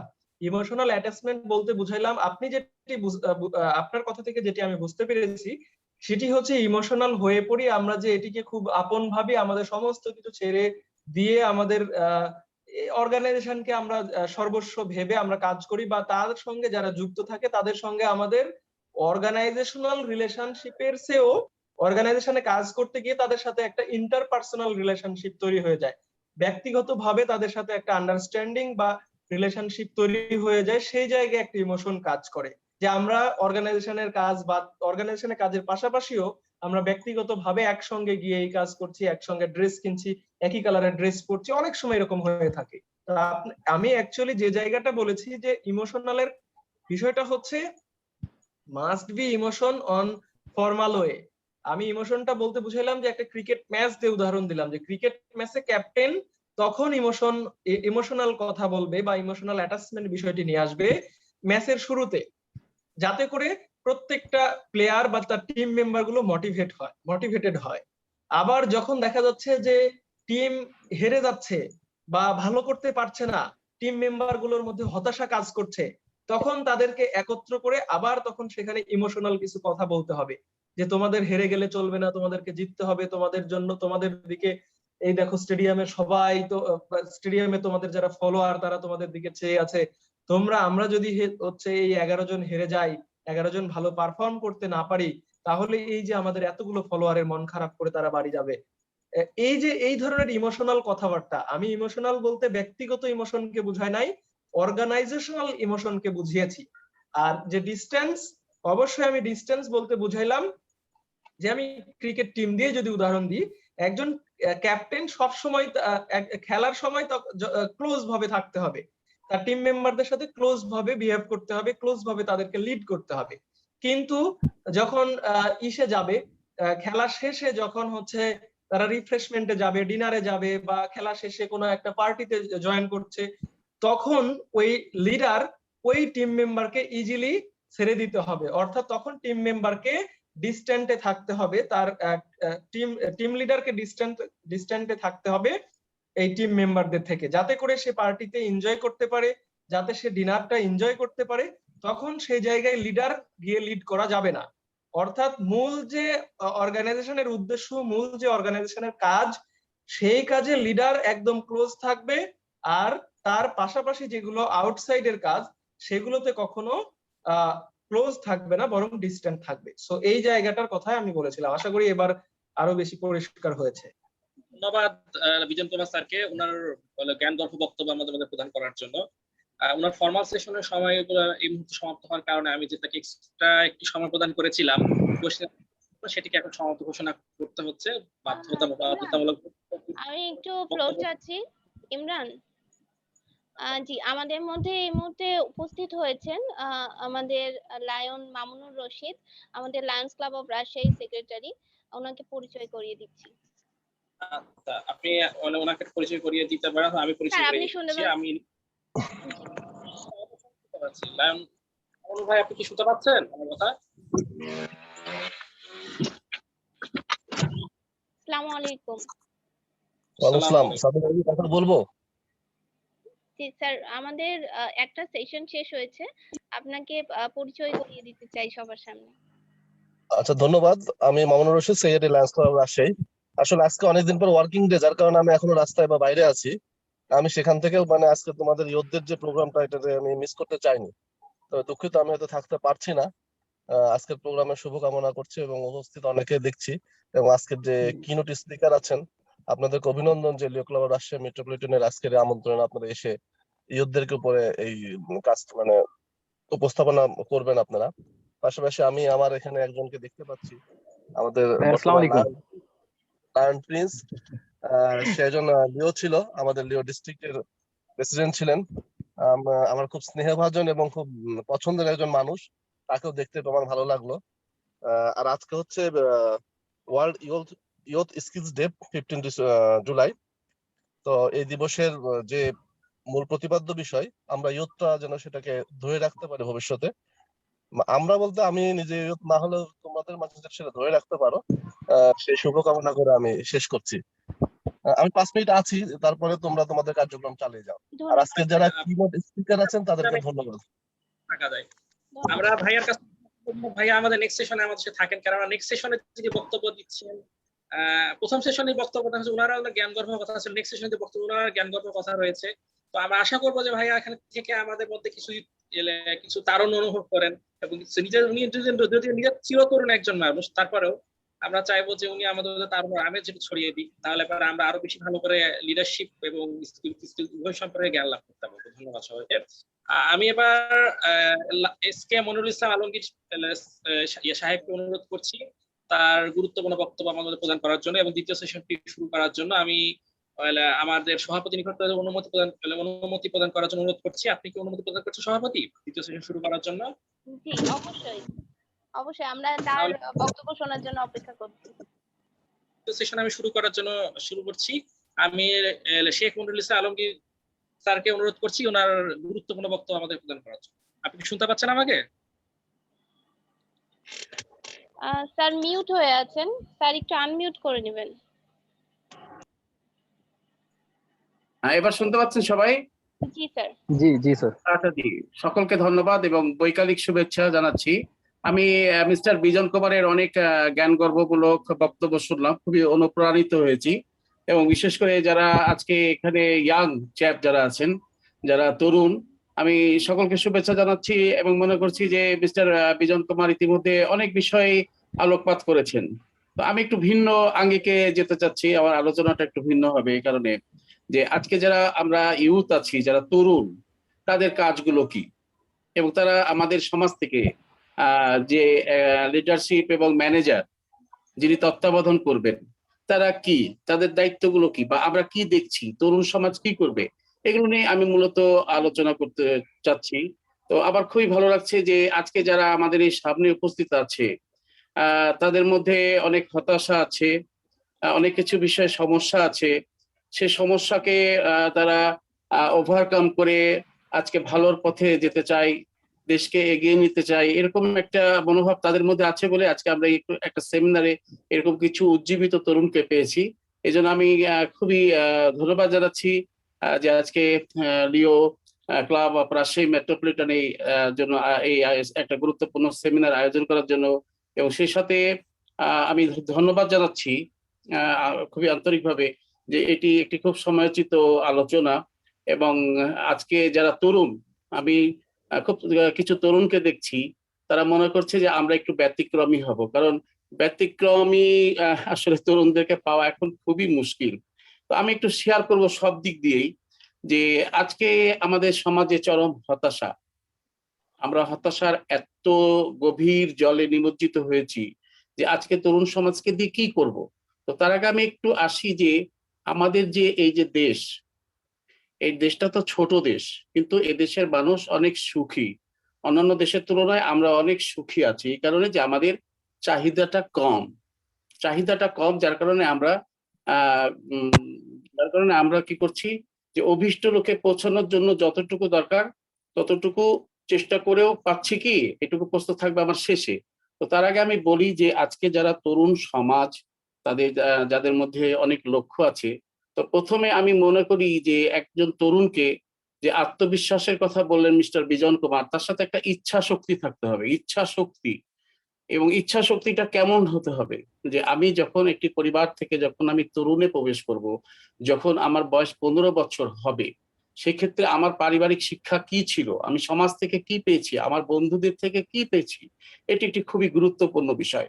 পারিবারিক বিষয়গুলো বিশেষ করে আজকে আমাদের সমাজে যদি আমরা একটু যদি আমাদের যে ডেমোগ্রাফি যে ফিচারটা, যেটা আমাদের জনসংখ্যার যে কাঠামো এবং আমাদের যে বয়সগত অনুপাত, আমাদের যে আজকে যে আমাদের অবস্থান, এতে আমরা দেখছি যে অধিকাংশ জনই তরুণ। আর একটি একটি সম্প্রদায়, যেটা আমরা যারা 50 বছর অতিক্রম করেছি তাদের একটি অংশ আছে। আমরা আমাদের এই তরুণ সমাজকে কি দিতে পেরেছি, এটি একটা কিন্তু লক্ষণীয় বিষয়।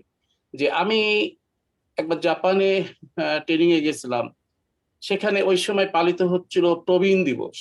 প্রবীণ দিবস পালিত হচ্ছিল। তো জাপানিরা, আজকে জাপান যে উন্নত, আজকে জাপানের যে উন্নয়ন, এটা চোখে না দেখলে বিশ্বাস করা যাবে না। তারা একটা স্বর্গ রাজত্ব বানিয়েছে তাদের শ্রম দিয়ে, দেশ প্রেম দিয়ে। তাদের দেশ প্রেম আছে, তাদের দেশের প্রতি ভালোবাসা আছে। কেমন ভালোবাসা আছে? অত্যন্ত গভীর।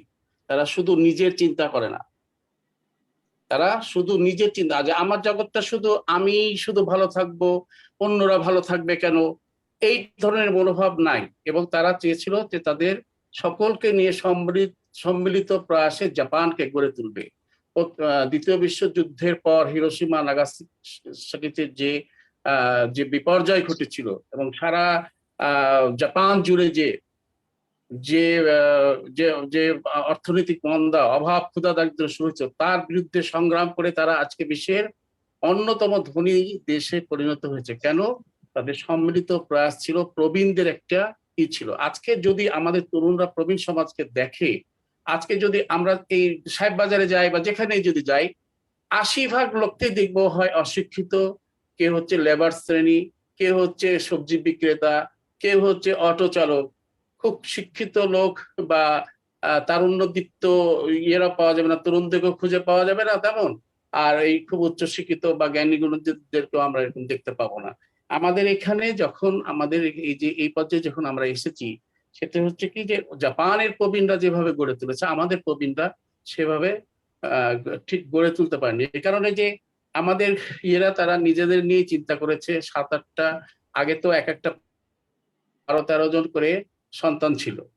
তো এত ছোট্ট একটা দেশে যে বিপুল জনগোষ্ঠী, না পাচ্ছি আমরা তাদেরকে খাদ্যের যোগান দিতে, না পাচ্ছি অন্য মৌলিক চাহিদাগুলো পূরণ করতে। আর সবচেয়ে বড় সমস্যা হয়েছে যে এই যে তরুণ সমাজ যারা আজকে এখানে উপস্থিত আছে। তো আমার ছেলে একটি অনুষ্ঠানে বলেছিল, যেমন আমি আমার একটা পরিচয় দিই, আমি অ্যাসিস্ট্যান্ট ডিস্ট্রিক্ট এডুকেশন অফিসার, মানে সহকারী জেলা শিক্ষা অফিসার। জেলায় আমি দ্বিতীয় ব্যক্তি হিসাবে মাধ্যমিক শিক্ষার উন্নয়নে কাজ করছি। তো এর আগে আমি শিক্ষক ছিলাম, গভর্নমেন্ট ল্যাবরেটরি টিচার ছিলাম। তো আমার ছেলে একদিন বলল একটা অনুষ্ঠানে যে তোমার থেকে একটা এসআই এর ইনকাম সম্মান অনেক বেশি। একজন শিক্ষকের থেকে সে বোঝাতে চাইল যে একটা এসআই এর সম্মান অনেক বেশি। আমি বললাম এবং তিরস্কার করলাম, যেহেতু একটা অনুষ্ঠানে অনেক লোক ছিল। তো আমি পরে চিন্তা করলাম যে ওর মধ্যে এটা কোনো দোষ নেই।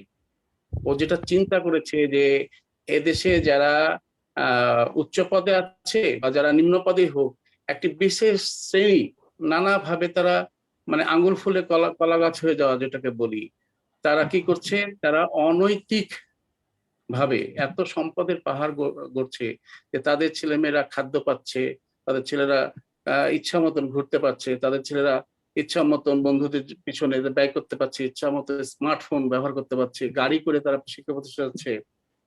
কিন্তু নিম্ন আয়ের পেশার বা মধ্যবিত্ত শ্রেণীর যারা লোক, তাদের সন্তানেরা কিন্তু সেটা পাচ্ছে না। এরা তখন মনে করছে যে বোধহয় আমি যদি ওরকম হতে পারতাম তাহলে আমার জীবনটা এরকম ভাবে চলতো। আজকে আমরা দেখছি যে সমাজের একটি শ্রেণী যাদের অভাব নেই, অনেক অনেক সম্পদ, তারাও কিন্তু দুর্নীতিতে জড়িয়ে যাচ্ছে। তাহলে একটা তরুণ কি দেখছে, এবং এবং দুর্নীতিগুলো অনেক ক্ষেত্রে আমরা পার হয়ে যাচ্ছি, দুর্নীতি করেও আমরা পার হয়ে যাচ্ছি। এবং সত্যিকার অর্থে যে এখন যে গুণীজন আছেন যারা সমাজে, তাদের কিন্তু কদর নাই, তাদের কিন্তু কদর নাই। একটা ফরিয়াবাজ রাজনীতিবিদ, একটা টেন্ডারবাজ, একটা রাজনীতির সাথে সংশ্লিষ্ট তরুণ, সহজেই কিন্তু চাকরি পাচ্ছে, একটা রাজনৈতিক তকমা নিয়ে তারা চাকরিতে প্রবেশ করছে। ফলে হচ্ছে কি যে যারা মেধাবী প্রকৃত তারা ছিটকে যাচ্ছে। তাহলে যে তরুণটা নেতৃত্ব দিবে, যার মধ্যে অনেক ইচ্ছা শক্তি আছে, যার মধ্যে আত্মবিশ্বাস আছে, যে গোল করার জন্য কাজ করছে, যার স্বপ্ন ছিল যে সাস্টেনেবল ডেভেলপমেন্ট 17টা গোলের লক্ষ্যে কাজ করে এই দেশকে আগিয়ে নিবে, যখন দেখছে 5 থেকে কম মেধাবীরা যখন ভালো কাজে এগিয়ে যাচ্ছে, তখন তার মধ্যে হতাশা আসছে, তার মধ্যে সে কাজ করার যে প্রত্যয় সেটা কিন্তু নষ্ট হচ্ছে। তাহলে হচ্ছে কি যে আজকে কেন এটা হচ্ছে, যে আমাদের লোভ, আমরা ব্যক্তিগত প্রতিযোগিতায় লিপ্ত হয়েছি। ব্যক্তিগত প্রতিযোগিতাটা কি, যে আমি কত তাড়াতাড়ি বড়লোক হব, কত তাড়াতাড়ি আমার বৃত্ত হবে, কত তাড়াতাড়ি আমি সম্পদ গড়ে তুলবো, আমার সমাজে সম্মান আসবে, প্রয়োজনে আমি এমপি হব, মন্ত্রী হব, কারণ পয়সার বিনিময় ছাড়া এগুলো তো সম্ভব নয়। তো এইগুলো দেখে আজকে তরুণ সমাজ ওদিকে ধাবিত হচ্ছে। এবং সত্যি কথা যে তরুণদের এই যে শিক্ষা, যে আমি কি করব, লক্ষ্য নির্ধারণ, এটা হচ্ছে পরিবার থেকে আসতে হবে। কে কি হলো, কে কি দুর্নীতি করলো, এটি বড় কথা নয়। প্রথমে করতে হবে আমাকে লক্ষ্য নির্ধারণ করতে হবে, যে আমি কি হব, যে আমি এই হব। তাহলে আমাকে সেই শক্তি নিয়ে কাজ করতে হবে, সেই লক্ষ্যে পৌঁছানোর জন্য আমাকে কাজ করতে হবে। এখন বড় কথা হচ্ছে যে যে হচ্ছে কি তার জন্য তাকে অধ্যবসায় করতে হবে। ছোট থেকেই তাকে মানে বিনয়ী হতে হবে, তাকে শালীনতার সাথে চলতে হবে, সে মার্জিত হবে, সবকিছুতে সে রুচিবোধ সম্পন্ন হবে। তাহলে এই শিক্ষাটা আসতে হবে পরিবার থেকে, এবং সমাজে কে কি করলো এটি দেখার দরকার নাই। তার লক্ষ্য হবে আমি প্রতিষ্ঠিত হব। আমি আজকে যারা আছে উপস্থিত তাদেরকে সবাইকে আমি বলবো যে আমরা যে যাই সংগঠন করি না কেন, যেভাবে নেতৃত্ব দিই না কেন, আমাদেরকে ফার্স্ট হতে হবে, নিজেকে গোছাতে হবে। ফার্স্ট আমি সবাইকে অনুরোধ করবো যারা আজকে তরুণ, আগে কি করব, আমাদের যে এই 15 থেকে 24 বছর যে তরুণ, এটা এক এক দেশের ক্ষেত্রে এক একটা সংজ্ঞা আছে। এই তরুণদেরকে নেতৃত্ব দিতে হলে তাদেরকে দুশ্চিন্তা মুক্ত হতে হবে। একরাশ হতাশা নিয়ে কোনোদিন লিডারশিপ দেওয়া যায় না। যে দুশ্চিন্তা মানে হীনভাবে ঘুমাতে পারে সেই তো প্রকৃত সুখী, এবং যার মধ্যে সুখ আছে সে আরো অন্যজনকে নেতৃত্বে নিয়ে আসতে পারে। তাহলে এখন কি হচ্ছে, যে আমাকে গুছাতে হবে। ফার্স্ট তার লক্ষ্য হবে যে আমি পড়াশোনা করে প্রতিষ্ঠিত হব, আমি সংগঠন করি, আমি নেতৃত্ব দিই, আমি যতগুলো সংগঠনের যত পদেই থাকি না কেন, আমার কোনো মূল্য নয় যদি আমি ঠিক মতন পড়াশোনা না করে যদি আমি ইস্টাবলিশ হবো, এটা ভুল ধারণা। আমাকে গোছাতে হবে। আমি বিসিএস দিব, আমি একটা ভালো বিসিএস দিয়ে যে পাশ করতে হবে এমন কোনো নয়। আমি একটা সম্মানের সাথে পাশ করব। আমার মানে যেগুলো আমার আমার যে ইয়েগুলো আছে, অনার্স মাস্টার্স লেভেল হোক, আমি ইঞ্জিনিয়ারিং সাইডে হোক, বা যেখানেই আইসিটিতে যেখানেই পড়ি না কেন, আমাকে আগে ফার্স্ট থেকেই ভালো ছাত্রে পরিগণিত করতে হবে। ভালো ছাত্র মানেই যে শুধু আমি এই পুঁথিগত শিক্ষা অর্জন করে ভালো ছাত্র হলাম সেটা না, এর সাথে আমাকে শিষ্টাচার থাকতে হবে, শুদ্ধাচারের যতগুলো বিষয়গুলো আছে এটা আমাকে পালন করতে হবে। তাহলে আমি আমি পড়াশোনা করলাম কিন্তু আমি আমার মুরব্বীকে সম্মান করলাম না, আমি পাড়া প্রতিবেশী জ্ঞান করলাম না, আমার মধ্যে দাম্ভিকতা আছে, অহংকার আছে, এটাকে প্রকৃত মেধাবী বলবো না, বা প্রকৃত ওই পুঁথিগত জ্ঞানের সাথে আমি বলবো যে তাকে সবকিছু ভাবে একটা সুন্দর ব্যক্তিত্ব সম্পন্ন হতে হবে। তাহলে হচ্ছে কি, যদি আমি পড়াশোনা করে যদি নিজেকে গুছিয়ে না তুলি, যতই লিডার হয়, যতই সংগঠন হই না কেন, আমার কিন্তু সামাজিক মূল্যায়ন থাকবে না। পদের সাথে পদবীর সাথে কিন্তু অনেক কিছু অর্জন করা যায়, অর্থ দিয়ে যেমন অনেক কিছু অর্জন করা যায়, অনেক কিছু মানে অনেক লক্ষ্যে পৌঁছানো যায়, তেমনি যদি আমি ভালো ক্যারিয়ার করতে পারি আমার ক্যারিয়ারটা, তাহলে হবে কি যে আমার ক্যারিয়ারের সাথে সাথে আমি আরো 10টি মানুষকে উদ্বুদ্ধ করতে পারবো যে আমি এই পথে ছিলাম, ট্র্যাকটাকে আমি নষ্ট করিনি, আমি একটা সুপথে চলেছি। এইটাকে অর্জনের জন্য আমাকে ফার্স্ট করতে হচ্ছে কি, আমাকে ভালো সঙ্গ সাথে মিশতে হবে। আমি ভালো একটা সংগঠনের সাথে মিশলে কি হবে, সেখান থেকে সংগঠনে আরো 10 রকম আসবে, আমি তাদের সাথে কিছু সমাজসেবামূলক কাজ করতে পারবো। আমি সবার মধ্যে যে আমার ভালোবাসা আছে, আমার যে সমাজের প্রতি দায়িত্ব, আমার ব্যক্তিগত যে যে দায়িত্ব আছে, আমার মধ্যে যে সৃজনশীলতা আছে, অন্যের সৃজনশীলতাকে নিয়ে আমি শেয়ার করে আমি একটি সুন্দর জগৎ করতে পারবো। এরকম মনোভাবের সাথে যদি আমরা যদি আগাতে পারি, তাহলে কি যে আমরা কাঙ্ক্ষিত লক্ষ্যে পৌঁছাতে পারবো। তাহলে এখন একটা হচ্ছে কি যে আমাদেরকে ধরে নিতে হবে যে আমি যখন বড় হব, তাহলে আমি কি হব, আমাকে ধরে নিতে হবে যে আমার দুনিয়াটা খুবই সংক্ষিপ্ত, আমি এসেছি আবার চলে যাব, আমি অনন্তকালের জন্য এই পৃথিবীতে আসিনি। তাহলে আমাকে কি করতে হবে যে আমি কি করব, আমি যেরকম একসময় শিশু ছিলাম, আমার বাবা আমাকে জন্ম দিয়েছে, আমি একদিন বাবা হব, আবার আমার সন্তান হবে, তারাও একদিন বাবা হবে। এইভাবে একটা জগৎ কিন্তু চালিত হচ্ছে। তাহলে আমি যখন এখন শিশু থেকে বাবা হব, তাহলে আমার লক্ষ্য হচ্ছে কি যে আমার কেন আশা, আমার তো এই চোখ দিয়েছে ভালো কিছু দেখার জন্য, আমার তো হাত দিয়েছে মানুষের কল্যাণের জন্য, আমার পা তো দিয়েছে সুকাজে অগ্রসর হওয়ার জন্য। এই অঙ্গ প্রত্যঙ্গ গুলো যখন ব্যবহার জানবো, যে কি কাজে আমি এসেছি, কেন আসলাম পৃথিবীতে, এটা যদি আমি নিশ্চিত হতে পারি, যদি আমি ধরে নিতে পারি যে আমার এই আগমনটা এই জন্য ঘটেছে, তাহলে আমি ছোট থেকে আমি চিন্তা করব এবং আমার মধ্যে এটাকে গেঁথে নিতে হবে, আমাকে প্রতিজ্ঞাবদ্ধ হতে হবে যে কোনো অন্যায়, অনিয়ম, দুর্নীতির সাথে আমার কোনো সংস্পর্শ থাকবে না। ফার্স্ট পড়াশোনা করার পর, সাংগঠনিক কাজগুলো করার পর, আমি বিনোদন আছে, খেলাধুলা আছে, সবকিছু আছে, সবকিছুর সাথে তাল মিলিয়ে আমি আমি একটা ভালো ভালো মানুষে, সাদা মানুষে পরিণত হলে হবে কি যে আমার সমাজটা সুন্দর হবে, আমার দেশের যে চাহিদা, দেশ যেটা আমাকে চায় সেটা আমি দিতে সক্ষম হব, এবং আমার সন্তানেরাও কিন্তু ভালো হবে।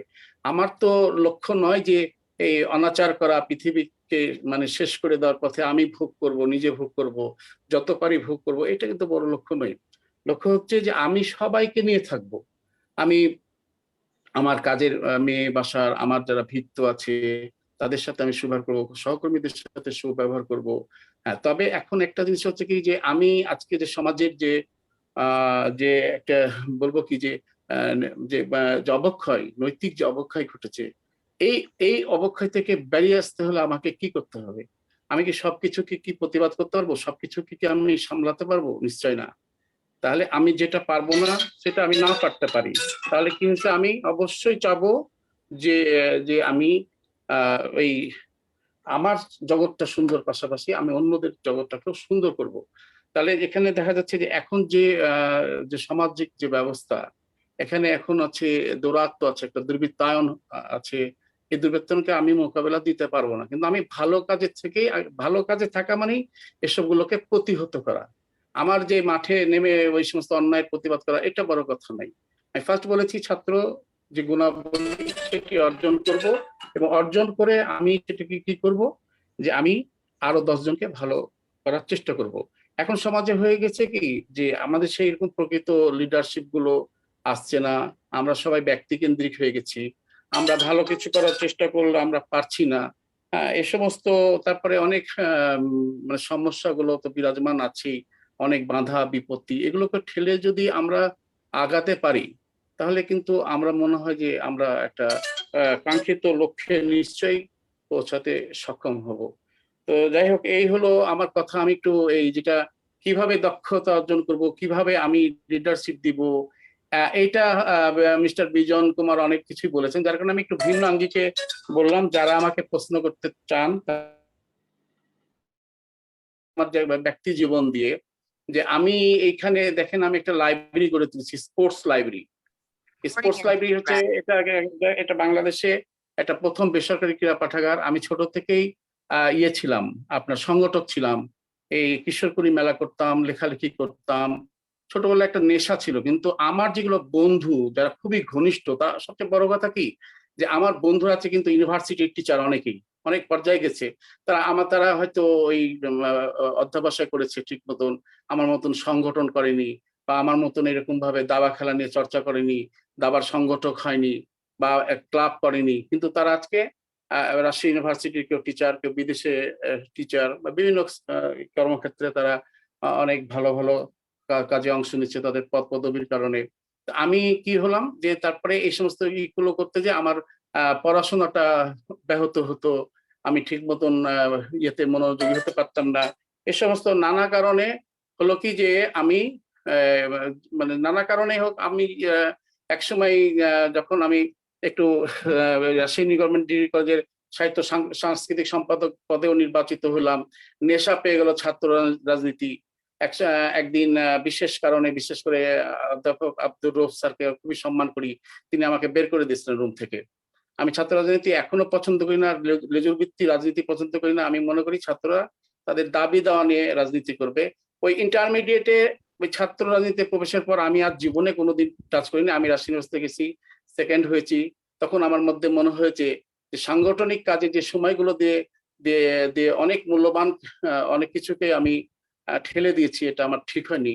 তো সেই প্রেক্ষাপটে আমি বলবো যে আগে পড়াশোনা করে পদ পদবি নিয়েই আমার মনে হয় যে তরুণ সমাজকে আরো সুন্দরভাবে নেতৃত্ব দেওয়া যায়। তো তারপরে আমার একটা লক্ষ্য ছিল এর পাশাপাশি কাজ করা, আমার যে সামাজিক দায়বদ্ধতা আছে এ নিয়ে আমি কাজ করে গেছি। একদিকে আমার চাকরি, তারপরে একদিকে এই সংগঠন করা। আজকে আমার এই লাইব্রেরিটা অনেক অনেক কিন্তু যারাই দেখেন তারা প্রশংসায় উদ্ভাসিত হন। এখান থেকে একটা ক্রীড়াঙ্গনে বঙ্গবন্ধু দেশের প্রথম ইয়ে হয়েছে, কিন্তু সেটা কি ছিল অভিষ্ট লক্ষ্যে পৌঁছানোর জন্য আমি কাজ করেছি।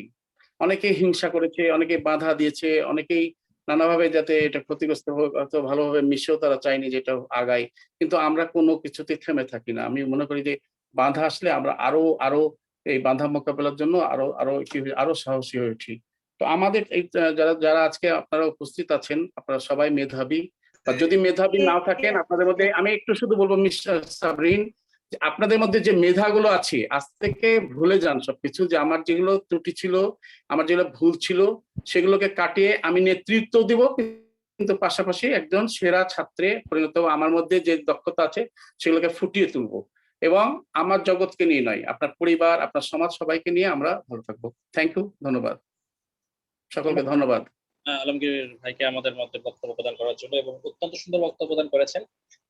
মনে হয়েছে একটা যে একটি বৃন্তের উপর দুইটি ফুল যেরকম ফুটে, ঠিক সেরকম ভাবে একজন বক্তব্য প্রদান করেছে যুক্তি নিয়ে, আরেকজন আপনি বক্তব্য প্রদান করেছেন ইমোশনাল যে ইন্টেলিজেন্স, যেটা আমি বলেছিলাম সেটি নিয়ে। তবে এই মুহূর্তে আমি বলবো যে যেহেতু তার বক্তব্য প্রদানের মধ্যে এখনো 15 মিনিট সময় মতো অবশিষ্ট রয়েছে, তাহলে কেউ যদি আপনাদের মধ্যে তাকে কোনো রকমের প্রশ্ন করতে আগ্রহী হয়ে থাকে তাহলে আমি তাদেরকে প্রশ্ন করার জন্য অনুরোধ করবো। ধন্যবাদ সকল। হ্যাঁ, আপনারা প্রশ্ন করতে পারেন। তো আমি যেহেতু 15 মিনিট টাইম আছে এর মধ্যে আমি একটু বলি। আমি 19 সালে কয়েকটা দেশ গেলাম, যেমন ভিয়েতনাম, মালয়েশিয়া, থাইল্যান্ড গেলাম। চীন প্রতি বছরই যাচ্ছি, এর আগে আমি কোরিয়াতেও গেছি, ইন্ডিয়াতেও বা অন্যান্য দেশগুলো গেছি। তো আমি ভিয়েতনাম যে খুবই অবাক হলাম, যে জাতি 20 বছর ধরে ধরেন ফাইট করেছে, সে মানে বিশাল যুদ্ধ। আপনি জানেন যে দ্বিতীয় এবং প্রথম বিশ্বযুদ্ধে যত না বোমা নিক্ষেপ হয়েছিল ভিয়েতনামে তার থেকেও বেশি হয়েছিল। আমরা ভিয়েতনামের মতন একটা দেশে, আমি ওই যে 4th IR এর উপর একটি সেমিনারে গেছিলাম একটা ইউনিভার্সিটিতে, আমার এই সংগঠনের পক্ষ থেকে গেছিলাম, রাশিদ দাবা একাডেমির পক্ষ থেকে। তো সেখানে আমি মনে করলাম যে প্রথম নামার পর হ্যানয় বিমানবন্দর নামার পর মনে হলো একটা ধান খেতে আসলাম। তো যখন দুজন প্রফেসর আমাদেরকে নিয়ে গেলেন, মহিলা প্রফেসর, অভ্যর্থনা জানিয়ে কিছুটা দূর মনে হলো যে আমাদের একটা গ্রামীণ পথে অগ্রসর হচ্ছি। এরপরে এটা ছিল মাত্র 10 মিনিটের পথ, 6-7 কিলোমিটার পার হয়েছি। তারপর থেকে আমরা যে অভাবনীয় সাফল্য ভিয়েতনামবাসীদের দেখেছি আমাদেরকে খুবই মুগ্ধ করেছে। তাতে সম্ভব হয়েছে কিভাবে, 20 বছর নিয়মিত শিশু থেকে শুরু করে প্রবীণরা পর্যন্ত যুদ্ধ করেছে। এভরিডে তাদের উপরে বিমান চক্কর দিয়েছে, বোমা, সেই বোমাগুলোতে এখনো অনেক বোমা অকার্যকর আছে, সেগুলো এখন বিস্ফোরিত হচ্ছে, অনেকে আহত হচ্ছে। তো সেখানে হচ্ছে কি তাদের লক্ষ্য ছিল যে বড় হওয়ার লক্ষ্য ছিল, তাদের মধ্যে শ্রম ছিল, তাদের মধ্যে চেতনা ছিল, তাদের মধ্যে ছিল আপনার কি বলবো নিবিড় বন্ধন ছিল। তারা সেই কাজটি সম্পন্ন হয়েছে এবং তারা ইউথদেরকে কাজে লাগাতে পারছে, যে ইউথ যে সম্প্রদায়কে প্রবীণরা তাদের কর্মের দ্বারা তাদেরকে মনিটরিং করেছে, তারা দৃষ্টান্ত স্থাপন করেছে। এখন যদি আমি শিক্ষক, আজকে দেখেন আজকে শিক্ষকদের অনেক অনেক কাজগুলো নেতিবাচক হিসাবে দেখা দেয়। অনেক ইমাম সাহেবরা এমন কিছু কাজ করছেন যে আমাদের তরুণ সমাজ কি শিখবে, যারা সমাজের নেতৃত্বনীয়, যারা আদর্শ, তাদের কাছ থেকেই তো শিখবে। যদি আমি এমন একটা কিছু কাজ করি এটি আদর্শ স্থাপন না করতে পারে, তরুণ সমাজ কি ধাবিত হবে সেদিকে? ধাবিত হবে না। চীনের যে অগ্রগতি দেখেছি, চীন, আমি ভারতের 14টা স্টেটে মানে থাকছি এবং দেখেছি, ভারত এবং চীনের মধ্যে অনেক পার্থক্য আছে। সেটা কেন? ধর্মীয় গোড়ামি আছে ভারতে, ভারতের মধ্যে অনেক জাতি, অনৈক্যের অভাব, বৈষম্য, এই সমস্ত গুলো আছে। কিন্তু এক চীন আমাদের থেকে 65 গুণ বড়। তারা কি করেছে? তাদের নীতি, তাদের আদর্শ জনগণের মাধ্যমে পৌঁছাতে পেরেছে। আজকে দেখেন চীন শিক্ষা দীক্ষা মানে অর্থনৈতিক উন্নয়ন সব কিছুতে তারা পিছিয়ে ফেলেছে। কিভাবে এটা সম্ভব হয়েছে? তাদের ঐক্য, জাতির ঐক্য না থাকলে কোনোদিন আগানো যায় না। আর সব ক্ষেত্রে বলি যে পরিবার প্রধান যেমন আপনার যদি শক্ত না হয়, পরিবার প্রধান যদি সে যদি দায়িত্ববোধের সাথে যদি না পালন করতে পারে তার পারিবারিক কর্তব্যগুলো, তাহলে সেখানে সন্তানদের কাছে কিছু আশা করা যায় না। তো দেশের সরকার মানে যে কমিউনিস্ট শাসিত যে চীন, আজকে তারা কি করেছে, কারিগরি শিক্ষা, প্রযুক্তিগত উন্নয়ন দিয়ে এক একটা জনকে, এক একটা তরুণকে, এক একটা মনে হচ্ছে তারা এক একজনই লিডার। প্রত্যেকের মধ্যে লিডারশিপের যে গুণগুলো থাকা দরকার, সহনশীলতা বলেন, সকলকে নিয়ে কাজ করার যে যে যে দীপ্ততা, তারপরে ধরেন বিশ্বাস বোধ, সবকিছু মিলিত লিডারশিপ। তারা তারা নীতি নৈতিকতায় একজনকে মানে তাদের এডুকেশন দিয়ে তাদেরকে গড়ে তুলেছে। সেটা কি করছে, এই জন্য সময় লাগছে। তাদের যে নীতিগুলো ছিল তারা বাস্তবায়ন করেছে। এক সন্তান যে নীতি ছিল 2 সন্তান করেছে, এখন কিন্তু আর তারা ওইটাতে অভ্যস্ত হয়ে পড়েছে। আর আমরা অভ্যস্ত হয়েছে কি খারাপ কিছুতে অভ্যস্ত, খারাপ কিছুতেই। একটা ছাত্র হবে তার পড়াশোনা করা শেষ করা, পড়াশোনাটা আমি শেষ করব, কিন্তু দেখা যাচ্ছে যে আমরা লেজুর ভিত্তিক রাজনীতি করছি। তাতে কি লাভবান হচ্ছে, আমরা ছাত্রদেরকে সিট দিতে সক্ষম হচ্ছি, সেখানে অর্থ আসছে। আমরা ভর্তি বাণিজ্য করছি, সেখানে অর্থ আসছে। টেন্ডারবাজির সাথে জড়িয়ে গেছি, নিয়োগের সাথে আমাদের ছাত্ররা, আমাদের তরুণরা জড়িয়ে যাচ্ছে। তো কাঁচা পয়সার সন্ধানে যখন একজন ছাত্র ঝুঁকে পড়বে, তখন তার কাছ থেকে আমরা কি আশা করব? আমাদের যে শিক্ষক সমাজ, সেটুকু আমরা সেটা কি করছি, আমরা দলাদলিতে ব্যস্ত হয়ে পড়ছি। আমরা পথ কিভাবে পাবো সেটাতে আমরা ব্যস্ত হচ্ছি। আর আমরা আমাদের সাথে এই সমস্ত ইয়াংদেরকে ব্যবহার করছি। যার কারণে হচ্ছে কি, যে যেটুকু আমাদের অর্জন ছিল, আজকে যে 17টা গোল আমাদেরকে করতে হবে, সেটা কতটুকু আমরা অর্জন করেছি, সেটা যেটা পরিমিত হয়েছে বা এটা আমরা নির্ণয় করেছি, সেটা 2030 সালের মধ্যে অর্জন করতে হলে আরো কতটুকু ঘাটতি আছে, সেটুকুর জন্য আমাদের এই তরুণ সমাজকে নামাতে হবে। এখন কথা হচ্ছে যে আমরা যদি সমাজ থেকে এগুলো দেখি, এগুলো শিখি, তাহলে আমাদের সমাজটা উন্নয়ন হবে না। আমাদের যে পরবর্তী প্রজন্ম, সেখানে ধস নামবে, আমরা ভালো কিছু প্রত্যাশা করব না। তো যার কারণে আমি বলি যে এখনো সময় আছে। আমাদের তরুণ সমাজ কিন্তু অনেক মেধাবী, তবে সত্যি কথা যে আমাদের এই মেধাগুলো পাচার হয়ে যাচ্ছে। ছেলে মেয়েরা এখানে থাকতে চাচ্ছে না।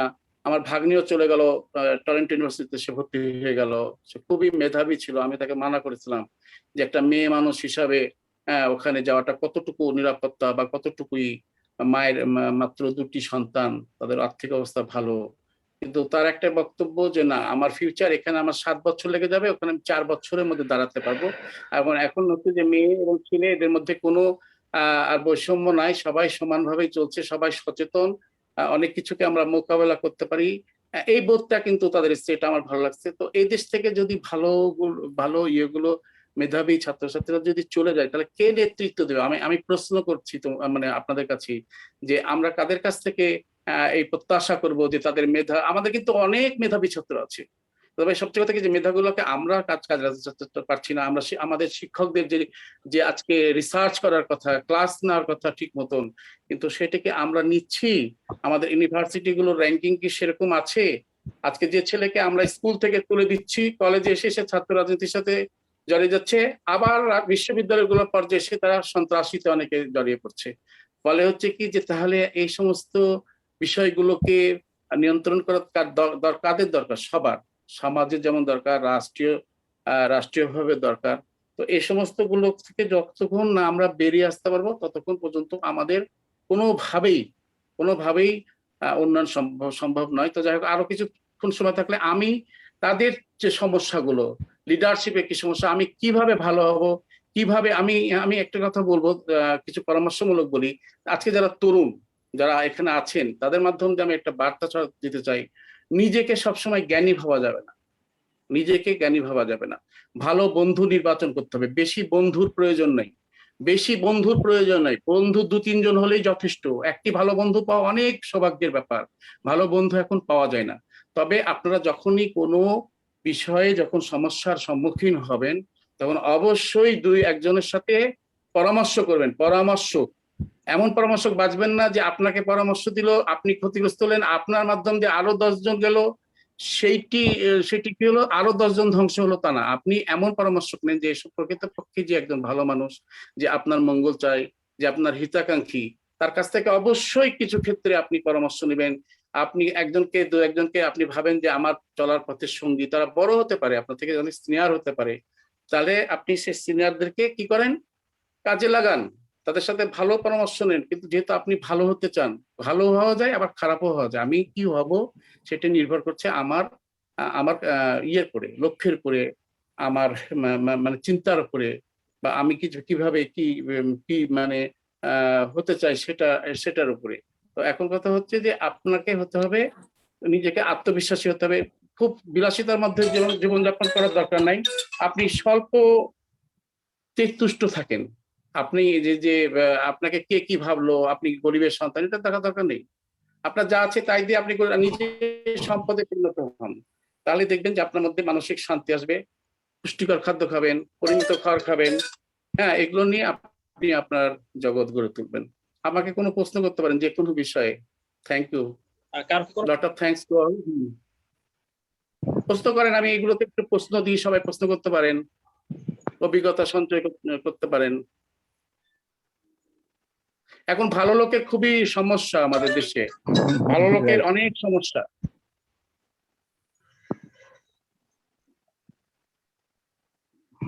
আমি প্রেসিডেন্ট সাবরিন, আপনার কাছে একটু পারমিশন চাচ্ছিলাম। জি জি অবশ্যই। মানে আই নিড টু লিভ, কিন্তু তার আগে আমি কিছু বলতে চাচ্ছিলাম। লিভ এটা কি করার আমি বলতে পারবো? পারমিশন নাই, মানে মানে আমাদের সাথে আপনি হ্যাঁ, থাকেন, না, আমরা চাই। there is a protocol I have to maintain it. আমি 2-3 মিনিট কথা বলে আমি চলে যাব। মানে আমার আব্বু অনেকক্ষণ ধরে অপেক্ষা করতেছে আমার জন্য। তো আমি প্রথমেই স্যারকে আমি কৃতজ্ঞতা প্রকাশ করতে চাই যে ওনাকে আমি পাইলাম এখানে, ওনার কথা শুনলাম, খুব ভালো লাগলো। বেঞ্জু ভাইয়ের যে কথাগুলো শুনলাম সেটা অনেক ভালো লাগলো। তো বেসিক্যালি আমি ভাবছিলাম যে আজকে ইউথ স্কিল ডেভেলপমেন্ট প্রোগ্রাম, সেখানে যেটা ওয়ার্ল্ড ইকোনমিক ফোরাম 2025 সালের জন্য আমাদেরকে কিছু স্কিল, যেটা স্কুল এবং কলেজে আমাদেরকে শিক্ষা দেওয়া হচ্ছে না বা হবে না বা হয় না, সেগুলা নিয়ে বেসিক্যালি কথা হবে। কিন্তু আমি রং ছিলাম যে আজকে এখানে লিডারশিপের উপর বেসিক্যালি কথা হচ্ছে। তো আমি একটা জিনিস দেখলাম যে ওয়ার্ল্ড ইকোনমিক ফোরাম আমাদেরকে মানে ফিউচারের জন্য 10-12টা তারা কিছু সফট স্কিলের কথা বলছে যেগুলো আমাদেরকে ডেভেলপ করতে হবে। তার মধ্যে ওই যে ক্রিটিক্যাল, যেটা আমরা অ্যানালাইসিস বলি, যেমন আমাদের প্রবলেম সলভিং স্কিল, আমাদের কিছু, যেমন একটু আগে ইমোশনাল ইন্টেলিজেন্সের কথা বলা হলো। তো এরকম কিছু 10-12টা স্কিলের কথা তারা বলা হয়। আমি সবচেয়ে বেশি আমাকে যেটা মনে হলো প্রোডাক্টিভ, যেটা আমাদের বাচ্চাদেরকে নার্চার করা দরকার, সেটা হচ্ছে যে পিপলস ম্যানেজমেন্ট, যেটা লিডারশিপের অনেক বড় একটা পার্ট। যে আজকে আমাদের সাবরিন, মানে এখানে আজকে এই প্রোগ্রামটা অ্যারেঞ্জ করার জন্য যে স্কিল গুলা সে প্রদর্শন করেছে, তো সেটাই লিডারশিপ স্কিল।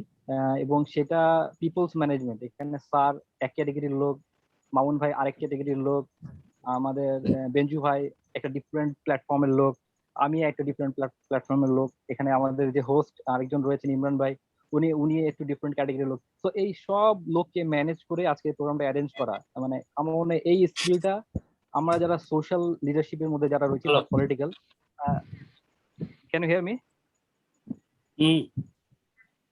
হ্যালো, কি ভাই? জি শোনা যাচ্ছে। তো এই যে এই স্কিলটা, আমার মনে হয় এই স্কিলটা স্কুল কলেজে আমাদেরকে শেখানো হচ্ছে না। এই স্কিলটাই একটু বেসিক্যালি আমাদের বেশি নার্চার করা উচিত, বা এই স্কিলের উপরে বেশি জোর দেওয়া উচিত। আর সেকেন্ডলি, আমি লিডারশিপের ব্যাপারে আমি নিজে অনেক চর্চা করি। তো আমি যেটা জানি আর কি, যে লিডারশিপে বেসিক্যালি ওয়ার্ল্ড রিনাউন্ড 5টা আমরা সিস্টেমই জানি। যেমন অটোক্রেটিক লিডারশিপের ব্যাপারে জানি আমরা, আমরা ট্রান্সফরমেশন লিডারশিপের জানি, লেজার স্কেলের ব্যাপারে জানি, আমরা অটোক্রেটিক লিডারশিপের ব্যাপারে জানি।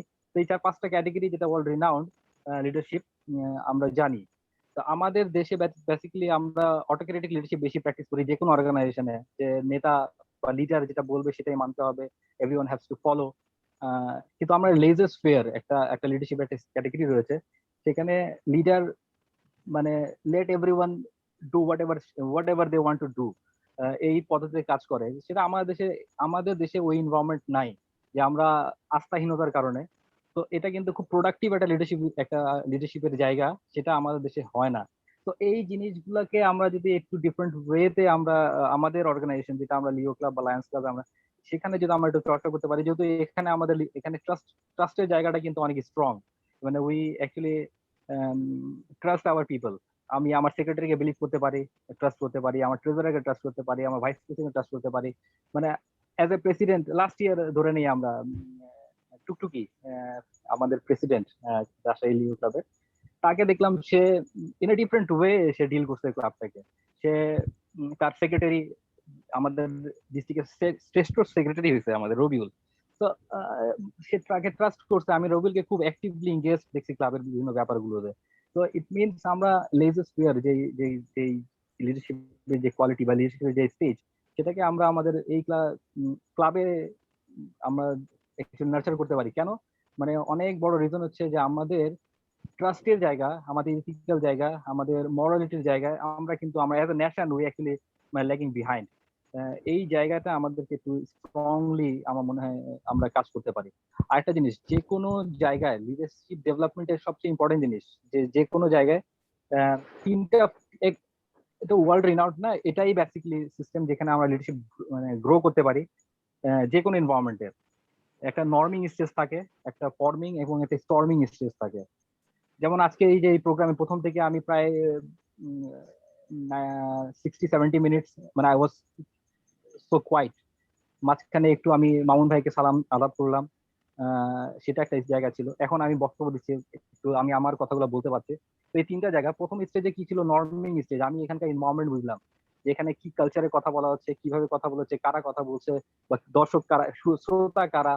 তো আমি নর্মস গুলো দেখলাম, বুঝলাম। মাঝখানে আমি নিজের একটা ফর্ম করলাম, যে না, যখন আমাকে মামুন ভাই বললো যে আমার স্নেহের ছোট ভাই লাইক দ্যাট, আমি ওনাকে একটু হেসে সালাম দিলাম। শুনছে কিনা আই ডোন্ট নো, কিন্তু ওটা একটা ফর্মিং স্টেজ ছিল, যে আমি আমার একটা রুলস রেগুলেশন অ্যাপ্লাই করলাম। Now I am forming stage, আমি ফর্মিং স্টেজ। এখন হচ্ছে আমি একটু দিক নির্দেশনামূলক কথা বলছি, বা আমি অ্যাকচুয়ালি জায়গাতে আমি আমার জায়গা থেকে আমি চিন্তা করে আমি লিডারশিপের ওন করতেছি জায়গাটাতে এখন। So you are giving me chance. এটা হচ্ছে স্টর্মিং স্টেজ। এই তিনটা স্টেজেই লিডারশিপ প্র্যাকটিস করা যায়, যে কোনো অর্গানাইজেশনে, যে কোনো জায়গায়, যে কোনো পরিবেশে। এই তিনটা স্টেজটাই অনেক ইম্পর্টেন্ট যদি আমরা সত্যিকার লিডারশিপ প্র্যাকটিস করতে চাই। Leadership is not personality. Leadership কিন্তু কোনো ব্যক্তিত্বর ব্যাপারটা না। অনেকে আমরা বিভিন্ন লিডারদেরকে বিভিন্ন ভাবে দেখছি, কাউকে আমরা খুব লম্বা চওড়া দেখছি, কাউকে আমরা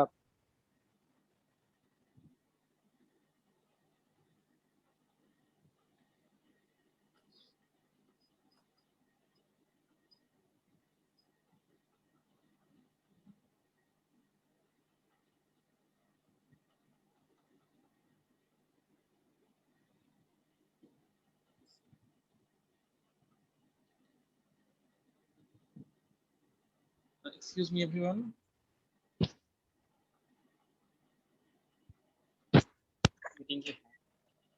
মেবি ওনার নেটওয়ার্ক একটু হ্যাং করেছে। ঠিক আছে, আমরা প্রিন্স ভাইয়ের জন্য আর কিছুক্ষণ অপেক্ষা করব। আমাদের লায়ন প্রিন্স ভাই, আমাদের বড় ভাই, উনি আমাদের মধ্যে বক্তব্য প্রদান করবেন এবং এটা আমরা আশা করছি। তবে এই মুহূর্তে আমি চলে যেতে চাচ্ছি আমাদের অ্যাডভাইজার স্যার, যিনি এখন পর্যন্ত আমাদের মধ্যে উপস্থিত ছিলেন। এবং আমাদের অ্যাডভাইজার স্যার আসলে আপনারা তো সবাই জানেন যে এখন ওয়ার্কিং ডে চলছে এবং এখন তিনি অফিসে আছেন, যার কারণে তিনি একটা মিটিং এ জয়েন করেছেন। এই কারণে এই মুহূর্তে তিনি আমাদের সাথে যুক্ত হতে পারেননি। তিনি আমাদের সাথে যুক্ত হয়েছিলেন, কিছুক্ষণ ছিলেন, তারপর আবার ডিসকানেক্ট হয়ে গেছেন। এবং একটু আগেই আমি দেখলাম যে আমাদের মান্নান স্যার, এর আগের বছরের অ্যাডভাইজার, তিনি যুক্ত হয়েছিলেন, কিন্তু মনে হয় নেটওয়ার্কের সমস্যার কারণে তিনি ডিসকানেক্ট হয়ে গেছেন। তিনি যদি আসে আবার যুক্ত হন, আমরা তার কথা শুনবো। ধন্যবাদ। তো আমরা একটা জিনিস জানি যে আমাদের লিও টোটাল অ্যাব্রিভিয়েশন কি? Leadership experience opportunity. তো লিডারশিপের এই কারণে আমরা বিভিন্ন সময় লিডারশিপ সংক্রান্ত বিভিন্ন আয়োজন করে থাকি। আমাদের প্রথম যে বিষয়টি আমাদের শিক্ষা লাভ করতে হয় লিও ক্লাব থেকে, লিডারশিপ। এই কারণে আমাদের মধ্যে সেমিনার, সিম্পোজিয়াম, ওয়ার্কশপ, এই সমস্ত বিষয়গুলো অস্তিত্ব থাকে এবং এগুলো আমরা করে থাকি। এই উস্তাদের কথা বলছি। আসসালামু আলাইকুম। আসসালাম। এবার আমাদের সবথেকে বর্ষিয়ান লিও এবং আমাদের পিতৃতুল্য যিনি লায়ন, এবং আমাদের লায়ন্স ক্লাবের সবচেয়ে বড় সম্পদ, আমাদের রাজশাহী লায়ন্সের মধ্যে সর্বাধিক প্রবীণ আমাদের lion doctor S M Mannan sir এসে উপস্থিত হয়েছেন। উনি আমাদের পূর্ববর্তী বছর অ্যাডভাইজার হলে পারে, আসলে উনি আমাদের সর্বকালে সবসময় সব থেকে বড় বন্ধু লায়নিজমের ক্ষেত্রে এবং লিডারশিপ ডেভেলপমেন্টের ক্ষেত্রে উনার থেকে বেশি আন্তরিক এবং আমার ইফেক্টিভ আমরা কাউকে এখনো পর্যন্ত পাইনি, সেজন্য আমি অনুরোধ করবো এখন লায়ন এস এম মান্নান স্যারকে যে উনি আমাদেরকে সামান্য কিছু বক্তব্য দিয়ে প্রদান করতেন, তাহলে আমরা অনেক বেশি বাধিত হতাম। ধন্যবাদ। হ্যাঁ, আমাকে শোনা যাচ্ছে? জি জি স্যার। স্যার। আচ্ছা আচ্ছা, এই জুম মিটিং এ উপস্থিত সবাইকে সালাম জানাচ্ছি এবং সবার মঙ্গল কামনা করে আমি দুই একটা কথা বলি।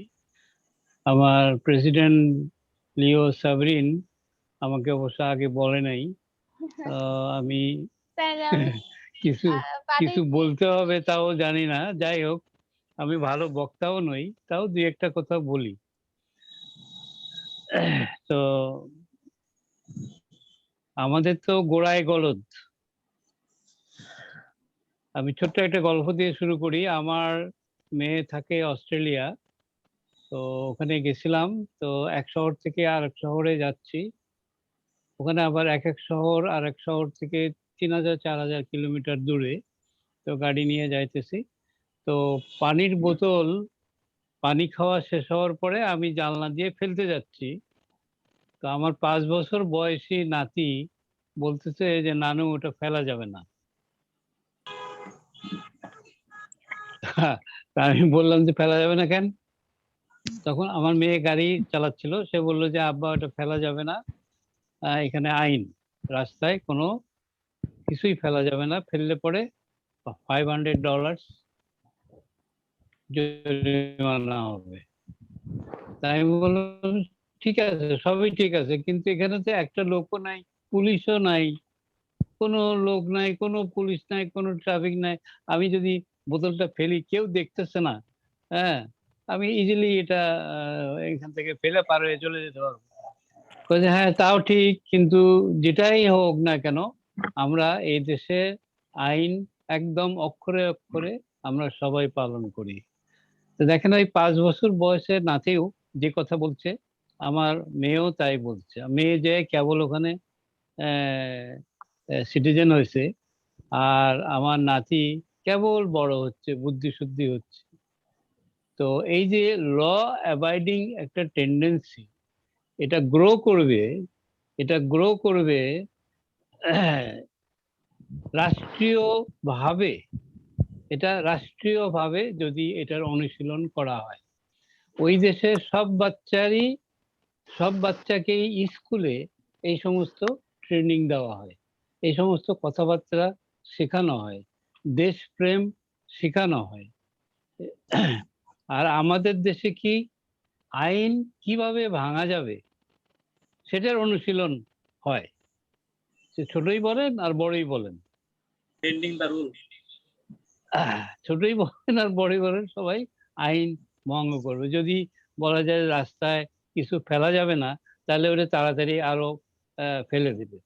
তারপরে পানির বোতল তো হামেশাই, প্লাস্টিকের বোতল হামেশাই রাস্তার উপরে লোকজন ফেলে দিচ্ছে, চকলেট খাচ্ছে, আইসক্রিম খাচ্ছে, হ্যাঁ, সবকিছু ফেলে দিচ্ছে। এই ব্যাপারগুলো খুব ছোট ছোট, কিন্তু সামগ্রিকভাবে বিচার করলে এটা দেখা যাবে যে আমাদের যে চরিত্র গঠন ছোটবেলা থেকেই হওয়া উচিত, সেটা হচ্ছে না।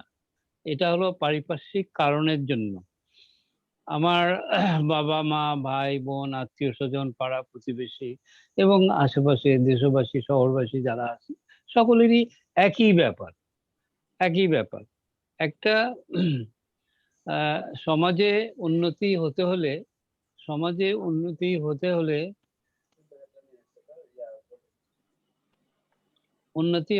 হতে হলে তো সবাইকে সবাইকে একসাথে সব রকম সহযোগিতা করে সব নিয়ম কানুন পালন করলে তবেই প্রত্যেকের উন্নতি হবে এবং সমাজের উন্নতি হবে। এখন আমার দেশের প্রধানমন্ত্রী যদি বলে, একটা অর্ডার দেয় যে ভাই আমি গুড় খাবো না, আপনারা কেউ খায়েন না, এর একটা ইফেক্ট হবে একরকম। আর আমি যতই এককভাবে যতই চিল্লাচিল্লি করি না কেন, হ্যাঁ, কেউ কিন্তু গুড় খাওয়া ছাড়বে না, আমি যতই বলি না কেন। তো এরকম কিছু কিছু জিনিস আছে যেটা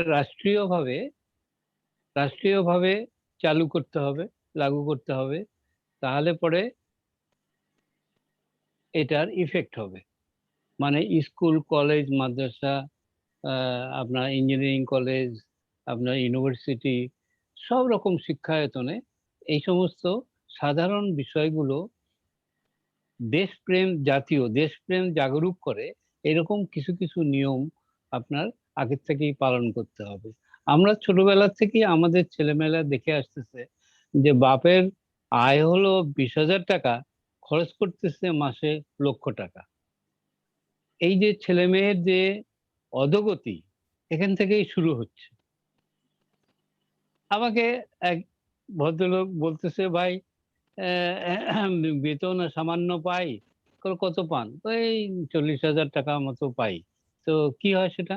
বললো পহেলা তারিখে যে মার্কেটিং করি তাতেই শেষ হয়ে যায়। তো বাকি 29 দিন কি করে চলে? চলে যায় কোনো মতো। তার মানে বাকি 29 দিনই তার বেহালালি টাকা দিয়ে সে সংসার চালায়। এই যে বেহালালি টাকা দিয়ে সংসার চালাইতেছে এবং এই বেহালালি টাকা দিয়ে পরিজন, মানে তার ছেলে মেয়ে এবং তার স্ত্রী, ভাই বোন যারা মানুষ হচ্ছে, বেহালালি পয়সা, রোজগারের পয়সা দিয়ে খাইতেছে, বড় হইতেছে, কাপড় চোপড় পরতেছে, এতে সে অভ্যস্ত হয়ে যাচ্ছে এবং পরবর্তীকালে তারও এই অবস্থাই হবে। তো এবং বাপ তার ছেলেকে নিষেধ করতে পারবে না যে বাবা তুমি ঘুষ খাও না, কেননা সে তো নিজে সারা জীবন ঘুষ খাইছে। এই যে কতগুলো জিনিস আছে, এই জিনিসগুলো থেকে আমি দূরে থাকতে বলি, কিন্তু যেটা আমি জোর দিতে চাই সেটা হলো কতগুলো জিনিস আছে যে রাষ্ট্রীয়ভাবে করতে হবে। আইন কিন্তু অস্ট্রেলিয়াতেও যা, আইন কিন্তু বাংলাদেশেও তাই। এই ব্রিটিশরা যে আইন করে গেছে সেই আইনই এখনো ওখানেও চালু আছে, এখানেও চালু আছে। কিছু রদবদল হয়েছে কিন্তু বেসিক আইন সবখানেই আছে। ঘুষ খাওয়া যাবে না, চুরি করা যাবে না, ডাকাতি করা যাবে না, হ্যাঁ, রেপ করা যাবে না, ইত্যাদি যে আইনগুলো আছে একই। কিন্তু কিন্তু এইগুলো পালনের কোনো ব্যবস্থা নাই। কেননা যারা এখানে আইন লাগু করবে, আইন যারা প্রয়োগ করবে, তারাই আইন মানে না। এখানেই হচ্ছে বেসিক ডিফারেন্স উন্নত দেশের সঙ্গে এবং আমাদের দেশের সঙ্গে। এবং এর জন্য যে আমাদের যুব সমাজ, আমি যুব সমাজের সঙ্গে মিশে মিশে কিছুদিন থেকে একটু লিওদের সঙ্গে থেকে আমি বুঝেছি, আমি যতখানি সম্ভব চেষ্টা করেছি আমার ক্লাবকে ডিস্ট্রিক্টে বেস্ট ডিসিপ্লিন ক্লাব হিসেবে প্রাইজ পাওয়াইছি। মানে তারা এতটাই ডিসিপ্লিন যে প্রাইজ দিতে বাধ্য হয়েছে আমাদের জেলা গভর্নর। তো আমি তাদের গাইড খুব বেশি একটা যে বলেছি যে এটা করো ওটা করো সেটা করো তা না। আসলে ব্যাপার হচ্ছে যে আমি যেভাবে চলবো, লিডার যেভাবে চলবে সেইভাবেই তারা চলার চেষ্টা করবে, আমাকে ফলো করার চেষ্টা করবে। সেই জন্য আমি প্রথম যে কথাটা বলছিলাম যে দেশের প্রথম ব্যক্তি অর্থাৎ প্রাইম মিনিস্টার যদি বলে যে বাবা মিথ্যা কথা বলিও না, হ্যাঁ বাবা চুরি করিও না, আমিও চুরি করব না, তোমরাও চুরি করিও না, তাহলে এর ইফেক্ট খুব ভালো হবে। তো যাই হোক, আমি খুব একটা এই লেকচারের জন্য প্রিপেয়ার্ড না, তারপরেও দুই একটা কথা মনে থেকে যা আসলো বলে দিলাম। এটা কাজে লাগবে কিনা জানি না, তবে একটা জিনিস আমি বলি যে ইয়াং বয়সে যারা তোমরা আছো তাদের একটা উপদেশ আমি দেই, সব সময় সুখে থাকার চেষ্টা করবা, সব সময় হাসি খুশি থাকার চেষ্টা করবা। কি করে থাকবা হাসি খুশি? তার একটাই উপায়, তুমি যে অবস্থাতেই আসো, তোমার বাপের যেটুকু টাকা দেয়, হ্যাঁ, বাড়ি থেকে যে টাকাই তুমি পাও না কেন, এই টাকার মধ্যেই তোমাকে সন্তুষ্ট থাকতে হবে। মানে বর্তমান অবস্থাকে মেনে নিয়ে সন্তুষ্ট থেকে খুশি থাকতে হবে, মনটাকে খুশি রাখতে হবে। আর হাসি খুশি যদি থাকো, যদি চিন্তা ভাবনা যদি না করো, তাহলে পরে তুমি তত্তর করে উপরের দিকে উঠে যাওয়া, তোমার কোনো ডিপ্রেশন হবে না, তোমার কোনো অনিদ্রা হবে না, তোমার কখনো কষ্টকাঠিন্য হবে না। হ্যাঁ, তুমি সব সময় হাসি খুশি থাকার চেষ্টা করবা। এবং হাসি খুশি থাকার একটা বেস্ট উপায় হলো বর্তমান অবস্থাকে মেনে নেওয়া। অন্যের অন্যের বাবা 5,000 টাকা পাঠাইতেছে আর তোমার বাবা তোমাকে 3,000 টাকা পাঠাইতেছে, এই যে একটা বৈষম্য, এটা নিয়ে কখনোই চিন্তা করবো না। কেননা যার 5,000 টাকা খরচ করার সামর্থ্য আছে সে 5,000 টাকা করতেছে, তোমার 3,000 টাকা খরচ করার সামর্থ্য আছে, তুমি করতেছো। এবং একটা কথা মনে রাখতে হবে যে তুমি যে অবস্থাতে আছো আজকে, বহু ছেলে মেয়ে আছে তারা এই অবস্থায় নাই। সেই পুরাতন গল্পটা বলি, একজনের জুতা কেনার খুব শখ, হ্যাঁ, তো আহ, তো রাস্তায় নামে দেখে একদম পাই নাই, এক ভদ্রলোকের পাই নাই। তো এই জুতা কেনার, সংক্ষেপে বলতেছি যে জুতা কেনার আগ্রহটা তার কমে গেল, যে আমার তো দুইটা পা আছে অন্তত, ও ব্যাটার তো পা নাই। হ্যাঁ, তো এই যে একটা অবস্থা, আহ, সেটার জন্য মন খারাপ করার দরকার নাই। মানে মনে রাখতে হবে তোমার থেকেও। হ্যালো, শোনা যাচ্ছে তো? জি স্যার। জি স্যার। হ্যাঁ, হ্যাঁ, আচ্ছা আমি এখনই শেষ করে দেবো। তো মনে রাখতে হবে তোমার থেকেও খারাপ অবস্থা লোকও এই বাংলাদেশে আছে, পৃথিবীতে আছে। তো মন খারাপ করার কিছু নাই, সব সময় হাসি খুশি থাকবা, সব সময় হাসি খুশি থাকবা, বর্তমান অবস্থায় খুশি থাকবা, এতেই তোমার সব দিকে উন্নতি হবে। আর দেশভক্তি যদি আনতে পারো সেই সঙ্গে, তাহলে পরে সব দিকে উন্নতি হবে। তুমি তোমার চারপাশে যা কিছু আসতেছে আছে, এটা দেশের, এবং এটা দেশের সম্পত্তি মানে তোমার সম্পত্তি। এইরকম একটা মানসিকতা নিয়ে আসতে হবে। ট্রেনে চড়ে কখনোই সিট কাটবা না, বাসে চড়ে কখনোই সিট কাটবা না। এই সমস্ত ছোট ছোট অকাম কুকাম ছেলে বয়সে অনেক সময় ছেলে মেয়েরা করে থাকে। তো এগুলো করবা না। কেননা এটা করে কেন? যাদের কোনো দেশভক্তি নাই। এই দেশভক্তি আনতে হবে মনের মধ্যে, তাহলে পরেই দেশের উন্নতি হবে। সকল যুব সমাজ যদি দেশভক্তি করে, তাহলে দেশের জন্য যদি চিন্তা করে, তাহলে পরে দেশের উন্নতি হতে সময় লাগবে না। দুঃখের বিষয় এটাই হচ্ছে না। তো যাই হোক, তোমাদের সময় নষ্ট করলাম, ধন্যবাদ সবাইকে। যারা উপস্থিত আছেন তাদেরকে আবার তাদের সুখ শান্তি কামনা করে আমার কথা শেষ করলাম। ধন্যবাদ। ধন্যবাদ স্যারকে। বলা হয় অস্ট্রোলজিতে একটা টার্ম আছে। আমি একটু ফ্লোর চাচ্ছি। হুম। এই মুহূর্তে আমাদের মধ্যে উপস্থিত হয়েছেন আবু হাসান ফয়সাল ভাই। তিনি আমাদের A3 ডিস্ট্রিক্টের ডিস্ট্রিক্ট প্রেসিডেন্ট। তিনি আমাদের মধ্যে উপস্থিত হয়েছেন। ফয়সাল ভাই, আপনি কি শুনতে পাচ্ছেন? হ্যাঁ, আমি শুনতে পাচ্ছি। আসসালামু আলাইকুম সবাইকে। ধন্যবাদ স্যারকে অনেক সুন্দরভাবে লিউদেরকে বোঝানোর জন্য।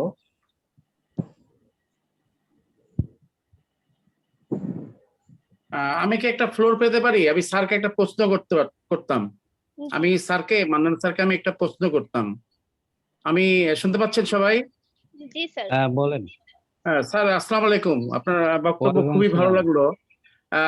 যেমন আমি একটু উদাহরণ দিয়ে বলি যে আমি একবার জাপানে ট্রেনিং অবস্থায় আমাদের সাথে যিনি ছিলেন আপনার গাইড ছিলেন, একটা ভদ্র মহিলা, মানে অনেক বয়স্ক ছিলেন। তো আমরা স্টেশন থেকে নেমে আমরা ইকুইবিকুরো টোকিওতে হেঁটে যাচ্ছিলাম, মানে আমাদের হোটেলে। তো স্যার এই মানে একটু ভদ্র সমস্যা মহিলা হচ্ছে, আমাদের থেকে শোনা যাচ্ছে প্রায়, না। স্যার শোনা যাচ্ছে? এবার শুনতে পাচ্ছেন স্যার? শুনতে পাচ্ছেন? শোনা যাচ্ছে মিস সাবরিন? আচ্ছা, ওই ইয়েটা বার আমি করো তো তো। শুনতে পাচ্ছি স্যার। স্যার মনে হয় শুনতে পাচ্ছেন না। স্যার শুনতে পাচ্ছেন?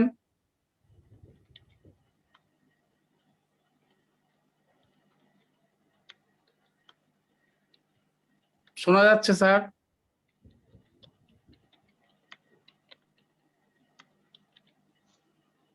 আমার মনে হয় যে মাইক্রোফোনে কোনো সমস্যা হচ্ছে বা মিউট করা আছে বোধহয়। স্যারের মিউট করা নেই, সম্ভবত মাইক্রোফোনে কোনো সমস্যা হয়েছে।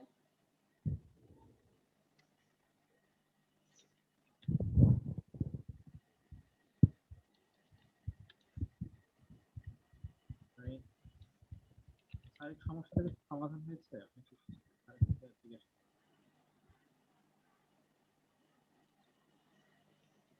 এখন শোনা যাচ্ছে?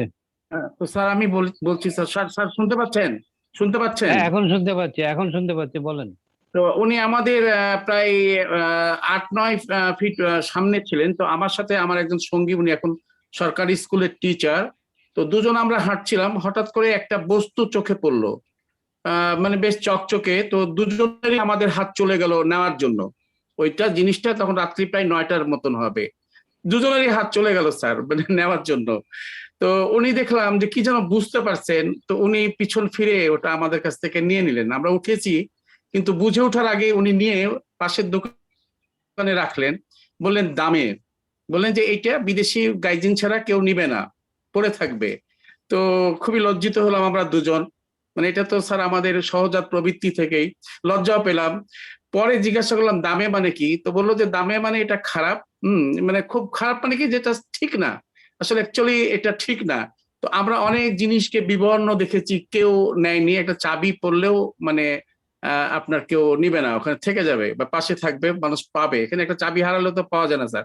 তো আপনার কাছে আমার একটা প্রশ্ন, যে আজকে সমাজে রন্ধ্রে রন্ধ্রে যে দুর্নীতি, যে নৈতিক অবক্ষয় হয়েছে, আমাদের যে সামনে স্ক্রিনে তরুণ সমাজগুলো আছে, এ থেকে আমরা কত তাড়াতাড়ি মুক্ত হতে পারবো, বা এর সম্ভাবনা কতটুকু? আমাদের পচনশীল সমাজ না পচে গেছে আমি ঠিক বলতে পারছি না, এই নির্ণয় করার ক্ষমতাটা আমার নাই। তবে সমাজের সর্বস্তরে যেভাবে ব্যাপকভাবে দুর্নীতি আর অনিয়ম প্রবেশ করেছে, যেমন ধরেন স্যার, একজন বিশেষ ডিগ্রিধারী গরিবদের জন্য সে আরো উনি মানে নিজের পকেট থেকে খরচ হোক একটা লোভনীয় চাকরি পাওয়া, উচ্চ পদে চাকরি পাওয়া, যেখানে যুবকরা এটা পেলে তো স্বর্গ পেত। তো সেখান থেকে গরিবের হকগুলো মেরেও আমরা নষ্ট করছি। এটা থেকে কতদিনে আমাদের তরুণ সমাজ উত্তরণ ঘটাতে পারবে, বা আমাদের সম্ভাবনা কতটুকু, এই নিয়ে স্যার আপনার কাছে একটা প্রশ্ন। আচ্ছা, এটা তো সময় বলা যাবে না, তো চেষ্টা করতে থাকতে হবে। আমি ছোট্ট একটা উদাহরণ দিই। একটা বাড়িতে স্বামী, স্ত্রী আর 3-4টা ছেলে মেয়ে, ছোট ভাই বোনও থাকতে পারে 2-1 জন। আচ্ছা, বাড়ির গার্জিয়ান যে, সে যদি 5 ওয়াক্ত নামাজ পড়ে এবং তার বাড়ির সব মেম্বারকে যদি উনি বলেন যে বাবা আমি নামাজ পড়তেছি, তোমরা নামাজ পড়ো, এবং আমি দেখেছি যে বাড়িতে নামাজের চর্চা আছে, হ্যাঁ, মানে বাড়ির গার্জিয়ান যদি নামাজ পড়ে এবং তার ওয়াইফ যদি নামাজ পড়ে, ছেলে মেয়েরাও নামাজ পড়ে। আমি একটা উদাহরণ দিলাম আর কি। আচ্ছা, অর্থাৎ যে কোনো পরিবারের হেড যদি সৎ হয়, সে যদি ভালো হয়, তাহলে তার বাড়িতে যে কয়টা লোক থাকবে, সে কয়টা লোকই ভালো থাকবে। তা আমাদের বাড়ির গার্জিয়ান যারা এখন হইতেছে, হ্যাঁ, এখন তাদেরই চরিত্র ঠিক নাই। তো জনসাধারণের চরিত্র কি করে ভালো হবে বলেন? যারা আইন প্রয়োগ করে তারাই আইন মানে না, যারা আইন তৈরি করে ওনারাই আইন ভাঙতেছে। অথচ আমার 5 বছর বয়সের নাতি, যে আইন সম্পর্কে কিছুই বোঝে না, সেও আইন মানতেছে, আমার হাত টানে ধরছে। আমি গাড়িতে উঠলেই বলে, নানু তুমি কি বেল্ট বেঁধেছো? হ্যাঁ, তো মানে গাড়িতে উঠলেই বেল্ট বাঁধতে হবে কম্পালসারি। তা আমাকে সেটা মনে করে দেয় সে। তো এই সমস্ত একদিনে হবে না। আর আমি যেটা মেইনলি বলতে চাই, যে রাষ্ট্রীয় পর্যায়ে চেষ্টা লাগবে। এই দুর্নীতি, রন্ধ্রে রন্ধ্রে যে দুর্নীতি ঢুকেছে, হ্যাঁ, তো সারা অঙ্গে ঘা, কোন জায়গার চিকিৎসা করবেন? তো এটা চিকিৎসা হইতে পারে যদি যদি আমার গার্জিয়ান যদি এটা চেষ্টা করে, দেশের গার্জিয়ান যিনি হবেন, হ্যাঁ, তারা যদি চেষ্টা করেন তাহলে পরে হবে, তাছাড়া হওয়া খুব মুশকিল আছে। ধন্যবাদ আপনাদের সবাইকে। ধন্যবাদ, থ্যাংক ইউ স্যার। ধন্যবাদ সকলকে। তো এখন আমি করব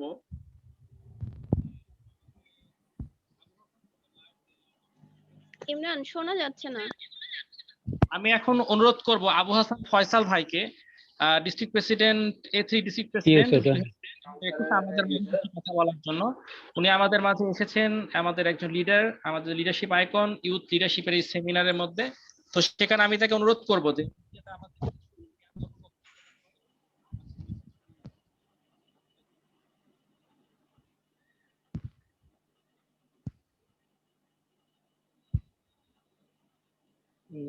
ধন্যবাদ লিউ ইমরান হাসান।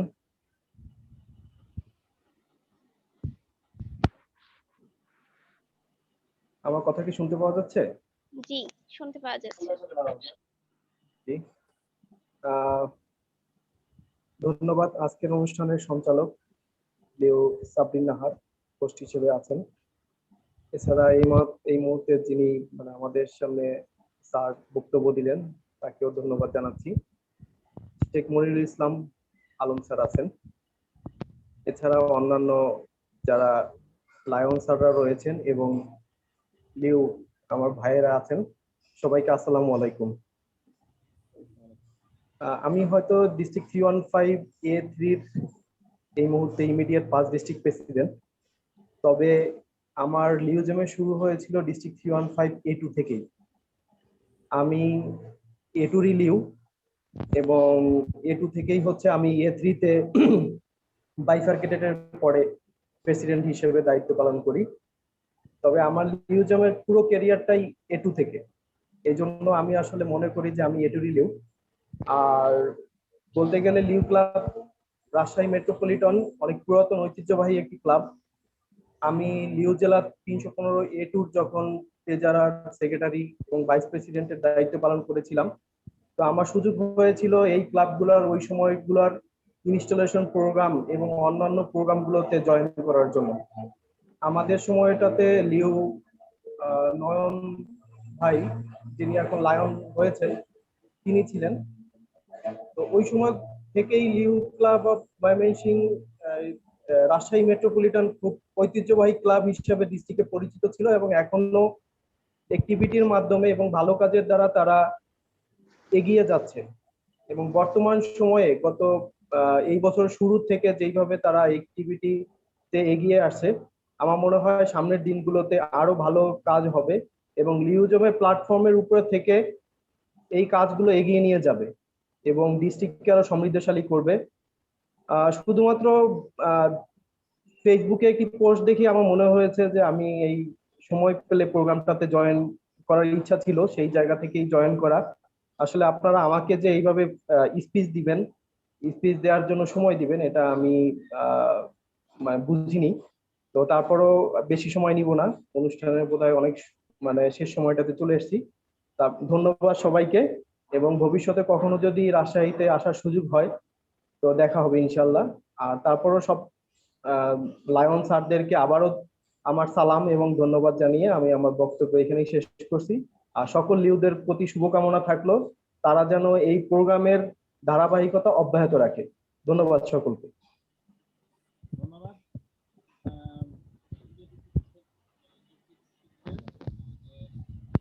বড় ভাইকে।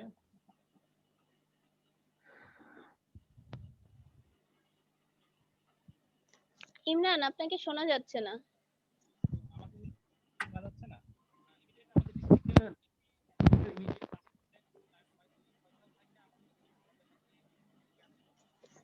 আপনাকে শোনা যাচ্ছে না,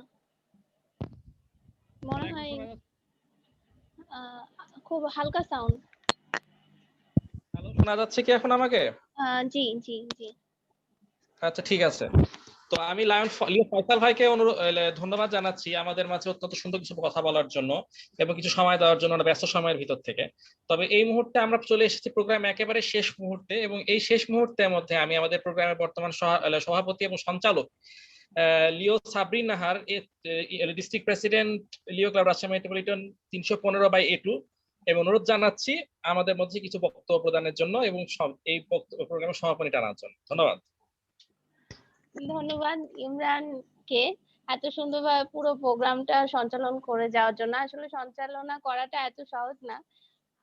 আর আজকে যারা উপস্থিত ছিলেন তাদের কথা কি বলবো, যারা স্পিকার ছিলেন অনেক অনেক শিখেছি বিজন কুমারের কাছ থেকে, শেখ মনিরুল ইসলাম স্যারের কাছ থেকে এবং আমাদের যে সিনিয়র লায়ন স্যার, অ্যাডভাইজার আমাদের এর আগের বছরের মান্নান স্যার, এবং কিছু সময়ের জন্য মোস্তাফিজ স্যার তার মানে ব্যস্ততার মধ্যে অফিসের মধ্যেও আমাদের জয়েন করেছিলেন আমাদের লায়ন মিজানুল হক প্রিন্স। তার কাছ থেকে আমরা কিছু দিক নির্দেশনামূলক কথা শুনেছি। আমাদের ফয়সাল ভাই, ইনারা সবসময় আমাদের পাশে থেকেছেন এবং লিওইজম করতে এসে আমরা যেটা শিখেছি যে ফেলোশিপ, একজন আরেকজনের কাছ থেকে। আজকে কিন্তু শুধুমাত্র আমাদের রাজশাহী মেট্রোপলিটনের লিওরা যুক্ত হয়নি, আজকে আমি চেষ্টা করেছি আমার পরিষদ থেকে একদিনের মধ্যে যতজনের সাথে কানেক্ট হওয়া যায় এবং দেশের বিভিন্ন লিও অন্যান্য ক্লাবগুলোকে ইনভাইট করেছি তারা যেন আসে আমাদের প্রোগ্রামে, এবং এর মাধ্যম দিয়ে যদি তাদের সাথে আমাদের পরিচয়টা হয় এবং তাদের সাথে আমাদের যদি যোগাযোগটা হয় এবং তাদের সাথে কথা বলার সুযোগ হয়, সেইভাবে আমরা এই প্রোগ্রামটা অ্যারেঞ্জ করেছিলাম। কেননা আমি মনে করি যে লিওইজমে কোনো আমরা কি করতেছি, এখানে সবচেয়ে বড় ব্যাপারটা হচ্ছে নেতৃত্ব, সবচেয়ে বড় বিষয়টা হচ্ছে ফেলোশিপ। আমরা এখানে আসছি নিজেদের মধ্যে নেতৃত্ব গুণাবলী অর্জন করার জন্য, আমরা এখানে এসেছি মানব সেবা করার জন্য। মানুষের সেবা করার মাধ্যমে আমরা কিভাবে আগামী দিনের নেতা হতে পারি, আগামী দিনের ভবিষ্যৎ হতে পারি, সেটা শেখার জন্যই কিন্তু আমরা এই ধরনের সংগঠনগুলোর সাথে যুক্ত হয়েছি। এই কারণেই আমাদের সার্ভিস অ্যাক্টিভিটির সাথে সাথে নিজেদের আত্ম উন্নয়নমূলক যত ধরনের প্রোগ্রাম সেগুলো করা দরকার, অনেক বেশি ফেলোশিপ করা দরকার, যাতে করে আমাদের এই যে লিও লায়ন্স, এর মানে এটা কিন্তু একটা ন্যাশনাল সংগঠন না, এটা একটা ইন্টারন্যাশনাল সংগঠন, আমাদের পুরো বিশ্বে এটা ছড়িয়ে আছে। কিন্তু আমরা যদি পুরো বিশ্বের লিও লায়ন্সের সাথে যুক্তই না হতে পারি, আমরা যদি পুরো বিশ্বের লিও লায়ন্সের সাথে যোগাযোগই করতে না পারি, তাহলে এই ইন্টারন্যাশনাল সংগঠনে যুক্ত হওয়ার কোনো মানে হয় না। আমরা এখানে যুক্ত হয়েছি তার মানে হলো আমরা বিভিন্ন দেশের লিওদের সাথে কানেক্ট হব, বিভিন্ন দেশের মধ্যে যারা আছে তাদের সাথে কানেক্ট হব, তাদের সাথে শেয়ারিং কমিউনিকেশন আমাদের স্কিল বাড়াবো, তাদের সাথে বিভিন্ন থট শেয়ার করব, যাতে করে আমরা ভবিষ্যতে আমাদের ডেভেলপমেন্ট করতে পারি। তো এই প্ল্যাটফর্ম থেকে আমি সব সময় আমাদের লিওদেরকে এবং সবাইকে বলি যে আপনারা বেশি বেশি করে সবার সাথে কমিউনিকেশন করেন এবং তাদের সাথে যোগাযোগ করেন, আপনারা তাদের কাছ থেকে শেখেন। এবং আমরা সব সময়ই বড়দের কাছ থেকে শিখতে চাই, এজন্য আমি সব সময় যে কোনো প্রোগ্রামে আমরা চাই যে লিওরা শুধু থাকবে না, লায়ন্সরাও সেখানে থাকবে। এই জন্য চাই যে লায়ন্স স্যাররা যদি সেখানে থাকে এবং আমাদের অভিভাবকরা যদি আমাদেরকে কিছু দিক নির্দেশনামূলক পরামর্শ দিয়ে থাকেন, তো সব সময়ই তারা সেটা করে থাকেন এবং আজকেও সেটা করেছেন। সেই জন্য অসংখ্য ধন্যবাদ, অসংখ্য ধন্যবাদ আজকে সঞ্চালক ইমরান হাসানকে। তিনি গত কয়েকদিন ধরে বেশ পরিশ্রম করে আমাদের যারা স্পিকার ছিলেন তাদের সাথে যোগাযোগ করেছেন এবং তাদেরকে নিয়ে এসেছেন, তাদের সময় ম্যানেজ করেছেন, এই জন্য তাকে অসংখ্য ধন্যবাদ। এবং আমি এখানে উপস্থিত সব লিওদেরকে ধন্যবাদ জানাতে চাই। আমি জানি আপনারা অনেক কষ্ট করে এখানে যুক্ত হয়েছেন এবং অনেকক্ষণ ধরে এখানে প্রায় 2 ঘন্টা ধরে আপনারা এখানে আছেন। মানে ভার্চুয়ালি আসলে সব সময় কথা শোনা এটা খুব কঠিন একটা কাজ, এটা একটা ধৈর্য ধারণ করে সবার কথা মনোযোগ সহকারে, সামনাসামনি আমরা ফিজিক্যালি যে সেমিনার গুলো করি সেখানে কিন্তু এতটা ধৈর্য ধারণ করে শুনতে হয় না, কিন্তু আমরা ভার্চুয়ালি করি। তো যারা এখানে যুক্ত হয়েছেন অন্যান্য ক্লাবে, শুধুমাত্র মেট্রোপলিটন রাজশাহী মেট্রোপলিটন না, রাজশাহী মেট্রোপলিটনের বাইরে যেসব ক্লাব আজকে যুক্ত হয়েছেন তাদেরকে আমি ধন্যবাদ জানাতে চাই। এবং আমি আপনাদেরকে বলতে চাই যে আপনারাও এই ধরনের প্রোগ্রাম করবেন যেখানে অন্যান্য ক্লাবগুলোকে যুক্ত করবেন, যাতে করে আমরা একজন আরেকজনের সাথে ইন্টারেক্ট করতে পারি, একজন আরেকজনের সাথে আমাদের ফেলোশিপটা বিল্ড আপ করতে পারি। তো অসংখ্য ধন্যবাদ জানিয়ে আমি আজকের মতো এই সেমিনারে সমাপনী ঘোষণা করছি। ধন্যবাদ। ধন্যবাদ সাবিনকে। ধন্যবাদ সবাইকে, ধন্যবাদ সবাইকে, স্যারকেও, মান্নান স্যারকে একরাশ শুভেচ্ছা। ধন্যবাদ স্যার, ভালো থাকবেন, ভালো থাকবেন, সুস্থ থাকবেন, দীর্ঘজীবী হন। এবং স্যারকে আমন্ত্রণ, মিস্টার ইমরান এবং মিস সাবরিনকে আমার লাইব্রেরিতে আসার অনুরোধ জানাচ্ছি, আমার এই লাইব্রেরিতে স্যারকে সহ। অবশ্যই যাব স্যার। ধন্যবাদ, দোয়া রাখবেন সবাই। Thank you. আসসালামু আলাইকুম স্যার। স্যার আপনি কন্ট্যাক্ট নাম্বারটা প্লিজ যদি কাইন্ডলি মেসেঞ্জারে একটু দেন স্যার, তাহলে আমরা পরে যোগাযোগ করতে পারবো স্যার। আমার নাম্বার? জি স্যার। এটা আমি ইমরান সাহেবকে দিব, আমার এইটা জানা নাই যে এখন কিভাবে দিতে পারবো। আমি এটা ইমরান সাহেবকে দিয়ে দেবো। মনিরুল ইসলাম কে ভদ্রলোক? এখানে হচ্ছে স্যার, এখানে যদি চ্যাটে আপনি আপনার নাম্বারটা লিখে দিতে পারবেন। ও আচ্ছা, আমি এটা ইমরান সাহেবকে দিব, যারা আজকে আছে তাদের কাছে পাঠিয়ে দিবেন। স্যারকে শুভেচ্ছা, স্যার খুব ভালো মানুষ। আসলে আমাদের সমাজে এরকম নেতৃস্থানীয় এবং নেতৃত্ব দেওয়ার মতন মানুষের সংখ্যা খুবই কমে গেছে। তো স্যারকে নিয়ে এসছেন এবং তাদের কাছ থেকে আপনারা শিখবেন। আমি স্যারের সাথে হয়তো পরিচিত হতে পারিনি। আমি স্যার গভর্নমেন্ট ল্যাবরেটরি স্কুলের টিচার ছিলাম, এখন আমি অ্যাসিস্ট্যান্ট ডিস্ট্রিক্ট এডুকেশন অফিসার, মাধ্যমিক উচ্চ শিক্ষা নিয়ে কাজ করছি। আমার কিছু কার্যক্রম আছে। আমি দাবা ফেডারেশনের এক্সিকিউটিভ মেম্বার। আমার একটা লাইব্রেরি আছে, মানে ইয়ের স্যার, ওই যে দেখেন, দেখতে পাচ্ছেন কিনা জানি না আমি, এটা আমার হ্যাঁ, অফিস হ্যাঁ, থেকে করছি স্যার। এটা আমার আচ্ছা, একটা আচ্ছা। লাইব্রেরি, স্পোর্টস লাইব্রেরি মূলত এটা স্যার। এটা মূলত কোথায় এটা? Sports library.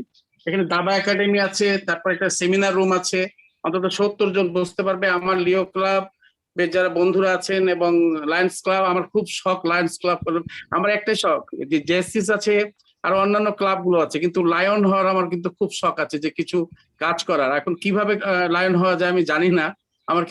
আমার বোনও লায়নের সদস্য, আমার একজন ইয়ে আছেন, খুব কি বলবো, আমার একজন বয়স্ক বন্ধুর মতনই আছেন, উনিও লায়ন করেন ঢাকায়। তো আমার লায়ন হওয়ার শখ আছে, যদি কোনোদিন হতে পারি তাহলে হয়তো গর্ববোধ করবো। আমি না, না, এটা নিয়মাবলী কঠিন জানি কিছু না। না। হ্যালো, হ্যাঁ জি স্যার, বলেন স্যার। স্যার শুনছি স্যার, আচ্ছা, শুনতে পাচ্ছি স্যার। জি স্যার, ওই স্যার শুনতে পাচ্ছি। জি স্যার। ওই যে এটা জি কঠিন স্যার। কিছু না। আপনি একদিন আমার সঙ্গে দেখা করেন, আর সাবরিনাও আপনাকে বলে দিতে পারবে। তো যাই হোক, আমাদের ওই জি মাঝে স্যার। মধ্যে মিটিং হয়, শুক্রবার করে মিটিং হয়। তো পরপর 2-3টা মিটিং এ অ্যাটেন্ড করতে হবে। অ্যাটেন্ড করে আপনি আমাদের দেখবেন, হ্যাঁ, আর আমরা আপনাকে দেখব। তো উভয়ে যদি পছন্দ হয় তাহলে পরে ঘটে যাবে আপনার মেম্বারশিপ। বুঝতে পছন্দের পারছেন? ব্যাপারটা তো স্যার আপেক্ষিক, একটা মানুষ তো সবার কাছে ভালো হতে পারে না। আমি একটা বই লিখছি স্যার, জীবন গড়ি মনের মতো। আমার প্রায় 150 হ্যাঁ, পৃষ্ঠা হয়েছে, বইটাকে খুব সাজাচ্ছি। জীবন গড়ি মনের মতো মোটামুটি হয়ে এসছে। আমার কিছু বইও আছে স্যার, ক্রীড়াঙ্গনে বঙ্গবন্ধু বই, পাঞ্জিরি ছাপাইছে, চোখের আলোয় চীন, আমার চীন ভ্রমণের উপর আমাদের সংগঠন স্যার। প্রতি বছর আমরা বাইরে যাই বিভিন্ন দেশে। এই সংগঠন এখান থেকে এ পর্যন্ত 27 জন গেছে রাজশাহী অঞ্চলের। ভিয়েতনাম, মালয়েশিয়া, থাইল্যান্ড, চীন তো আমরা প্রতি বছর যাই স্যার। আর চীনের একটা ইউনিভার্সিটি, রিনাউন্ড ইউনিভার্সিটির ভাইস চ্যান্সেলর সহ 5 জন এসেছিলেন।